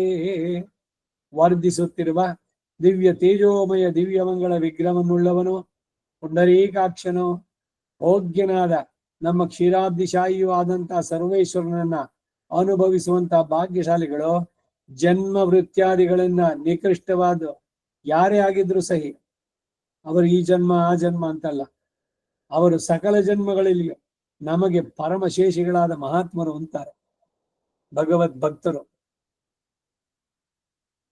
ಅವರಿಗೆ ಎಲ್ರು ಭಾಗವತ ಶೇಷಿತ್ವ ಅನುಸಂಧಾನ ಅಂದ್ರೆ ಇದೆ. ತೊಂಡರ್ ತೊಂಡರ್ ತೊಂಡರ್ ತೊಂಡನ್ ಚಡಗೋಪನ್ ಭಕ್ತರ ಭಕ್ತರ. ಅದು ಆ ಸಾಲಿನಲ್ಲಿ ನಾನು ಹೇಳವನು, ಇವನ ದಾಸ ಅವನು, ಅವನ ದಾಸ ಅವನು, ಹೀಗೆ ಒಂದೊಂದೇ ಹೇಳ್ತಾ ಹೋದ್ರೆ ಕಡೆಯಲ್ಲಿ ನಮ್ಮ ಸ್ವಾಮಿಯನ್ನ ಸಾಂಜಲಿ ಬಂಧರಾಗಿ, ಅಂಜಲಿ ಪರಮಾಮುದ್ರಾ ಅಂತ ಹೇಳಿದ್ರಲ್ಲ, ಎರಡು ಕೈಯನ್ನ ಜೋಡಿಸಿ ತಲೆಯ ಮೇಲೆ ಎತ್ತಿ ನೇರವಾಗಿ ಎರಡು ಕಿವಿಗಳು ತೆಗಬೇಕು. ಕೈ ಎತ್ತೋದು ಮೇಲಕ್ಕೆ ಅಂದ್ರೆ ಸುಮ್ಮನೆ ಹಿಂಗ್ ಅಂದ್ಬಿಡೋದು ಮೇಲೆ ಅಲ್ಲ. ಶಿರಸ್ಸಿ ಅಂಜಲಿ ಮಾದಾಯ, ಪೂರ್ಣವಾಗಿ ಕೈಯಲ್ಲಿ ಮೇಲಕ್ಕೆ ಎತ್ತಬೇಕು. ಗೋವಿಂದ ಪುಂಡರೀಕಾಕ್ಷ ರಕ್ಷಮಾಂ ಶರಣಾಗತಿ ಅಂತ ಹೇಳ್ಬೇಕಾರೆ ಸುಮ್ಮನೆ ಬರೀ ತಲೆ ಮೇಲ್ಗಡೆ ಒಂದು 4 ಬೆರಳಷ್ಟು ಬಿಟ್ಬಿಟ್ಟು ಅಲ್ಲಲ್ಲ, ಪೂರ ಕೈ ಮೇಲಕ್ಕೆ ಹೋಗ್ಬೇಕು. ಎರಡು ತೋಳುಗಳು ಕಿವಿಗೆ ತಗಲಬೇಕು, ಅಷ್ಟರ ಮಟ್ಟಿಗೆ ಸ್ಟ್ರೈಟ್ ಆಗಿ ಆ ರೀತಿ ನಮಸ್ಕಾರ. ಹಾಗೆ ಕೈ ಮುಗಿದು ಸಾಷ್ಟಾಂಗ ಪ್ರಣಾಮ ಮಾಡುವಂತಹ ಭಾಗವತೋತ್ತಮರೇ ನಮಗೆ ಎಂದೆಂದಿಗೂ ಕೂಡ ಸರ್ವ ಜನ್ಮಗಳಲ್ಲಿಯೂ ನಾತರು ಅಂತಾರೆ. ಬರೀ ಈ ಒಂದು ಜನ್ಮದಲ್ಲ, ಇದು 3, 7, 2ರಲ್ಲಿ ಹೇಳುವಂತಹದ್ದು. ಚಾತುರ್ವರ್ಣ್ಯಾದಿ ಜಾತಿಗಳಿಗಿಂತಲೂ ಕೆಳಗೆ ಹುಟ್ಟಿ ಎಷ್ಟು ನಿಕೃಷ್ಟರಾಗಿದ್ದಾಗ್ಲೂ ಕೂಡ, ಚಂಡಾಲರಾಗಿದ್ದಾಗ್ಯೂ ಕೂಡ ಚಕ್ರಪಾಣಿಯು ನೀಲಮಣಿ ವರ್ಣನೂ ಆದಂತ ನಮ್ಮ ಸ್ವಾಮಿಗೆ ಶೇಷಭೂತರಾಗಿ ಅಂತರಂಗ ಕೈಂಕರ್ಯಾಸಕ್ತರಾದ ಭಕ್ತರಿಗೆ ದಾಸರಾದವರು ಅವರು ನಮಗೆ ಸ್ವಾಮಿಗಳು ಅಂತಾರೆ. ಒಬ್ಬನಿಗೆ ದಾಸ, ಮತ್ತೊಬ್ಬ ಅವನ ಕಿಂಕರ, ಹೀಗೆ ಆ ಸಾಲಿನಲ್ಲಿ ಕಡೆಯವನು. ಅವನಿಗೂ ಕಿಂಕರ ನಾನು ಅನ್ನುವಂಥದ್ದು. ಅಡಿಯಾಂದವಯ್ಯಮುಂಡೆ ஆலிலை அன்னவசம் செய்யும் படியாதுமில் குளவிப்படி எந்தை பிராந்தனக்கு அடியார் அடியார் தம் அடியார் அடியார் தமக்கடியார் அடியார் தம் ಅಡಿಯಾರ್ ಅಡಿಯೊಂಗಳೇ. 3:7-10 ತ್ರಿವಿಕ್ರಮ ಅವತಾರದಲ್ಲಿ ತನ್ನ ಶ್ರೀಪಾದಗಳಿಂದ ಅಳೆದುಕೊಂಡಂತ ಜಗತ್ತನ್ನ ಪ್ರಳಯ ಕಾಲದಲ್ಲಿ ಉಂಡು ವಟಪತ್ರಶಾಹಿಯಾಗಿ ನಿಸ್ಸಮವಾದ ಶಿಶುರೂಪವನ್ನು ಧರಿಸಿದ ನಮ್ಮ ಸ್ವಾಮಿಗೆ ದಾಸರಿಗೆ ದಾಸರಾದವರುಗಳ ದಾಸಭೂತರು ನಾವುಗಳು. 3:7-10ರಲ್ಲಿ ದಾಸರು, ಪುರಂದರದಾಸರು ಈ ಆದನ ಹೊಲೆ ದಾಸ ನಾನು, ಎಲ್ರಿಗಿಂತ ನಿಕೃಷ್ಟನಾಗಿ ಆ ಸಾಲಿನಲ್ಲಿ 7ನೇವನ ನಾನಾಗಬೇಕು ಬೈದು ಅಂತಂದು. ಯಾಕೆ ಹೀಗೆ ಒಬ್ಬರ ದಾಸ ಅವನ ದಾಸ ಅಂತ ಹೇಳ್ಕೊಂಡು ಕಡೆಯಲ್ಲಿ ಅವನಿಗೆ ನಾನು ದಾಸ ಅಂತ ಹೇಳ್ಕೊಳ್ಳುವುದು ಅಂದ್ರೆ, ಈ ಭಗವಂತನಿಗೆ ಮೊದಲನೇ ದಾಸ ಇದಾನಲ್ಲ, ಅವನಿಗಿಂತ ಕಡೆಯಲ್ಲಿರೋ ದಾಸ ಅವನು ತುಂಬಾ ಇಷ್ಟನಂತೆ. ಯಾಕೆಂದ್ರೆ ಅವನು ಇವರೆಲ್ಲ ಹಿಂದಿನವರೆಲ್ಲ 6 ತಲೆ ಮಾರಿದ್ದೆಲ್ಲ ಅವರೆಲ್ಲರಿಗಿಂತ ನಾನು ಕಡೆಯಲ್ಲಿದ್ದೇನೆ ಅಂತಾನೆ. ಅವನನ್ನು ಕಂಡ್ರೆ ಭಗವಂತನಿಗೆ ವಿಶೇಷವಾದ ಒಲವು. ಅದಕ್ಕಾಗಿ ತ್ವದ್ಭೃತ್ಯ ಭೃತ್ಯ ಪರಿಚಾರಕ ಭೃತ್ಯ ಭೃತ್ಯಸ್ಯ ಭೃತ್ಯ ಇತಿ ಮಾಂ ಸ್ಮರ, ನನ್ನನ್ನ ಆ ಕೆಟಗರಿನಲ್ಲಿ ಸೇರಿಸು, ಕಡೆಯಲ್ಲಿ ಅಂತವರು ನಿನಗೆ ಅತ್ಯಂತ ಪ್ರಿಯರಲ್ವೇ, ಆ ಕಾರಣದಿಂದ ಅಂತಾರೆ.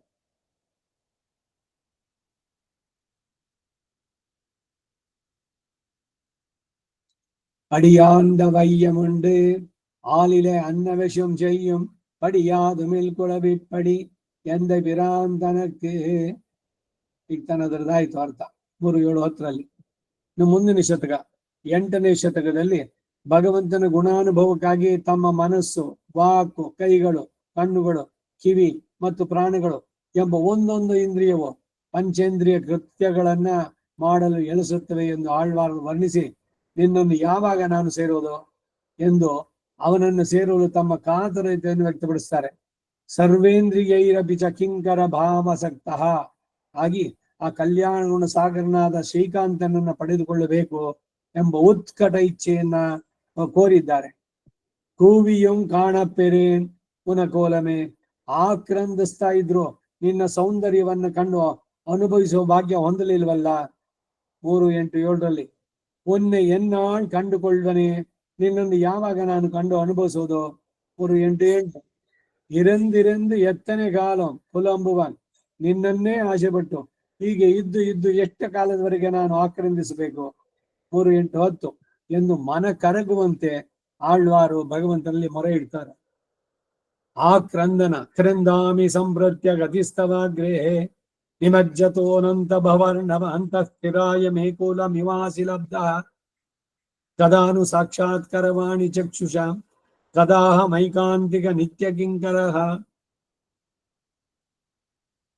ಭಗವಂತ, ನಿನ್ನನ್ನು ಇಷ್ಟೆಲ್ಲ ನಾನು ಕೂಗ್ತಾ ಇದ್ದೇನೆ, ನಿನ್ನ ಕೇಳಿಸೋಲ್ವೆ? ನನ್ನ ಈ ಆರ್ತ ನಾದ ಇದೆಯಲ್ಲ, ಇದನ್ನ ನೋಡಿದ ಬೇರೆಯವ್ರು ಹೇಳ್ತಾರೆ, ನಿಧಾನ ಭಗವಂತ ನಿಜವಾಗ್ಲು ಇದ್ರೆ ಇವನು ಇಷ್ಟೆಲ್ಲ ಕೂಗ್ತಾ ಇದ್ದಾನಲ್ಲ, ಬರ್ಬೇಕಿತ್ತಲ್ಲ. ಇಲ್ಲ, ಖಂಡಿತ ಭಗವಂತ ಇಲ್ಲ, ಅವನಿಗೆ ದಯೆ ಅನ್ನೋದು ಖಂಡಿತ ಇಲ್ಲ ಅಂತ ಜನಗಳು ಆಡ್ತಾರೆ. ಅದನ್ನು ಕೇಳೋದಕ್ಕೆ ನನಗಿಷ್ಟ ಇಲ್ಲ. ಅದಕ್ಕಾಗಾದ್ರೂ ನೀನು ಬಂದು ನನ್ನನ್ನು ಅನುಗ್ರಹಿಸಬೇಕು ಅಂತಾರೆ. ಕಬೀರ ದೋಹೆನಲ್ಲಿ ಹೇಳೋ ಮಾತಿದು.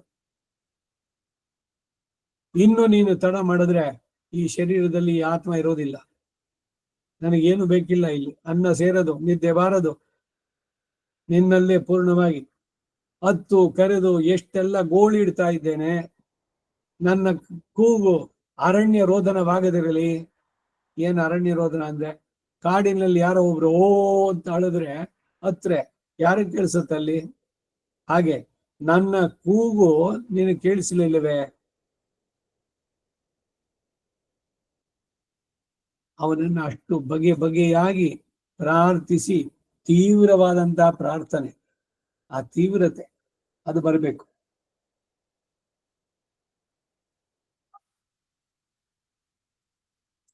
ಆಕ್ರಂದಿಸ್ತಾ ಇದ್ರು ಕೂಡ ನಿನ್ನ ಸೌಂದರ್ಯವನ್ನು ಕಂಡು ಅನುಭವಿಸುವ ಭಾಗ್ಯ ಹೊಂದಿಲ್ವಲ್ಲ. ಒನ್ನೆ ಎನ್ನಾಳ್ ಕಂಡುಕೊಳ್ಳುವನೆ, ನಿನ್ನನ್ನು ಯಾವಾಗ ನಾನು ಕಂಡು ಅನುಭವಿಸೋದು. ಇರಂದಿರಂದು ಎತ್ತನೆ ಕಾಲಂ ಪುಲಂಬುವ, ನಿನ್ನನ್ನೇ ಆಸೆ ಪಟ್ಟು ಹೀಗೆ ಇದ್ದು ಇದ್ದು ಎಷ್ಟು ಕಾಲದವರೆಗೆ ನಾನು ಇನ್ನು ಆಕ್ರಂದಿಸ್ಬೇಕು ಅಂತ ಕೇಳಿದ್ದೆ. 9ನೇ ದಶಕದಲ್ಲಿ ಆಳ್ವಾರು ಭಗವಂತನನ್ನು ಬಿಟ್ಟು ಬೇತೆ ಮತ್ತೆ ಯಾರನ್ನು ನಾನು ಸ್ತೋತ್ರ ಮಾಡಲಾರೆ ಅಂತ ಘೋಷಿಸ್ತಾರೆ. ಭಗವಂತನ ಬಿಟ್ಟು ನಾನು ಯಾರನ್ನು ಕೊಂಡಾಡುವುದಿಲ್ಲ, ಲೋಕದ ಜನರನ್ನು ಸ್ತುತಿಸುವುದು ನಿರರ್ಥಕ ಅಂತ ತಿಳಿಸ್ತಾರೆ. ಋಗ್ವೇದ ಸಂಹಿತೆಯಲ್ಲಿ ತಂ ಪೃಚ್ಛತಾ ಸ ಜಗಾಮ ಸವೇದ ಸಕಿಚ್ಚಿತ್ವಾಂ ಈಯತೆ ಸಾನ್ವೀಯತೆ, ಋಗ್ವೇದ ಸಂಹಿತೆ 1:145 ಎಂದು ತಮುಷ್ಟು ಹಿ, ಅವನನ್ನೇ ಸ್ತುತಿಸು ಎಂದು ಹೇಳುವುದಕ್ಕೆ ಇದು ಸಂವಾದಿಯಾಗಿದೆ. ವೇದಂ ತಮಿಳ್ ಶೇದ ಮಾರನ್ ತೋರಿಸ್ಬೋದು. ವೇದದಲ್ಲಿ ಹೇಳಿದ ಮಾತನ್ನ, ಭಾವವನ್ನ ಇವರು ಆಳ್ವಾರ್ ಎಲ್ಲಿ ವ್ಯಕ್ತಪಡಿಸಿದ್ದಾರೆ ಅಂತ ಇದು ಅದಕ್ಕೆ ಸಂವಾದಿಯಾಗಿದೆ. ಆಳ್ವಾರ್ ಹೇಳ್ತಾರೆ, ನಾನು ಯಥಾರ್ಥವನ್ನು ಹೇಳಿದ್ರೆ ನಿಮಗೆ ವಿರೋಧ ತೋರುತ್ತೆ. ಸೊನ್ನಾಲ್ ವಿರೋಧಮಿದು ಆಯಿಲುಂ ಸೊಲ್ಲುವೆನ್ ಎನ್ನಾವಿನಾಲ್ ಕವಿ. ನನ್ನ ನಾಲಿಗೆನಲ್ಲಿ ನಾನು ಭಗವಂತನ ಬಿಟ್ಟು ಬೇರೆ ಯಾರನ್ನು ನಾನು ಕೊಂಡಾಡೋದಿಲ್ಲ. ನಿಮಗೆಲ್ಲ ಬೇಸರ ಆಗ್ಬೋದು, ನಿಮಗೆ ಲೋಕದ ರೀತಿಗೆ ವಿರೋಧವಾಗಿ ಕಾಣಿಸ್ಬೋದು. ಏನೋ ಭಗವಂತನ ಬಿಟ್ಬಿಟ್ಟು ಅವರು ಇವರನ್ನ ಇಂದ್ರ ಚಂದ್ರ ಅಂತ ಇವರನ್ನೆಲ್ಲ ಕೊಂಡು ಮಾಡಿ ಅದರಿಂದ ಬರೋದು ಏನು ಅಂತ ಅಷ್ಟು ನಿಕೃಷ್ಟವಾಗಿ ಹೇಳುವಂಥದ್ದು. ಚೆನ್ನಾಲ್ ವಿರೋಧವಿದೆ, ಆದರೂ ಹೇಳ್ತೇನೆ ಕೇಳಿ.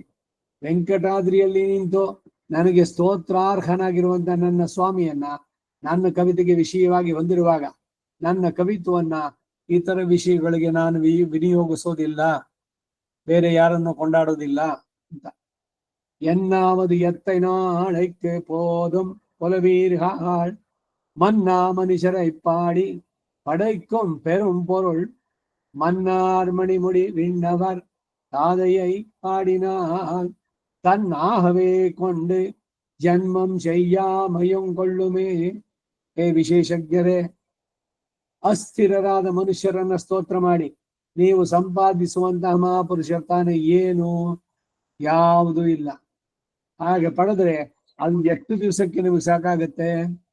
ಕಾಂತಿಯುತವಾದ ರತ್ನ ಕಿರೀಟಧಾರಿಯಾದ ನಿತ್ಯ ಗೌರಿ ನಾಯಕನನ್ನ ನೀವು ಶೇಷಭಾವದಿಂದ ಸ್ತುತಿಸಿದ್ರೆ ಮತ್ತೊಮ್ಮೆ ಜನ್ಮ ಉಂಟಾಗದಂತೆ ನಿಮ್ಮನ್ನು ಅವನು ರಕ್ಷಿಸಿ ಸ್ವೀಕರಿಸ್ತಾನಷ್ಟೇ. ಅದರಿಂದ ಅವನನ್ನು ಕೊಂಡಾಡಿ ಅಂತಾರೆ.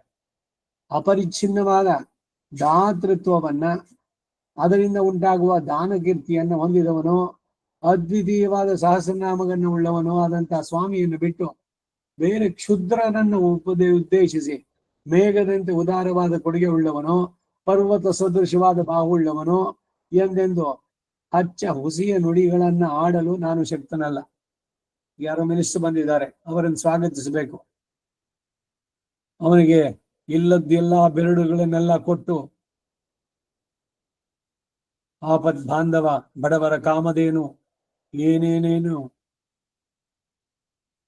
ಎಲ್ಲದಕ್ಕೂ ವಿರುದ್ಧವಾದ್ರದ್ದು ಇವ್ರ ಕೆಲಸ ಆಗ್ಬೇಕು. ಅದಕ್ಕಾಗಿ ಹಾಗೆ ಇಲ್ಲಿ ಭಗವಂತನ ಕೊಂಡಾಡ್ಬೇಕಾದ್ರೆ ಅದೆಲ್ಲ ಅನರ್ಥವಾಗೋದು, ಇದು ಅನ್ವರ್ಥ. ಭಗವಂತನನ್ನು ಕೊಂಡಾಡೋ ಮಾತುಗಳು ಒಂದೊಂದು ಅವನಿಗೆ ಅನ್ವಯ. ಅದು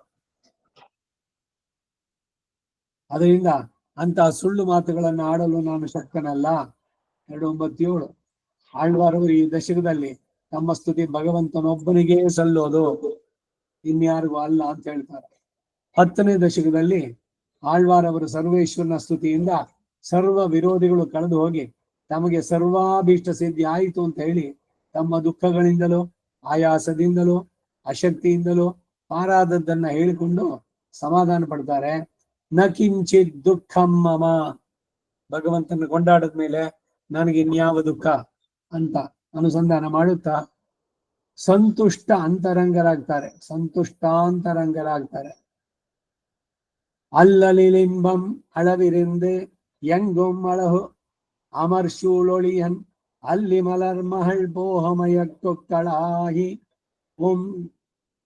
வயக்குக்களாகியும் நிற்குமம்மா எல்லையில் ஞானத்தன் ஞான மகுதே கொண்டெல்லா கருமங்கள் எல்லையில் மாயனை கண்ணனை தாழ் பத்தியான் ஓர் ದುಃಖಮಿಲನೇ.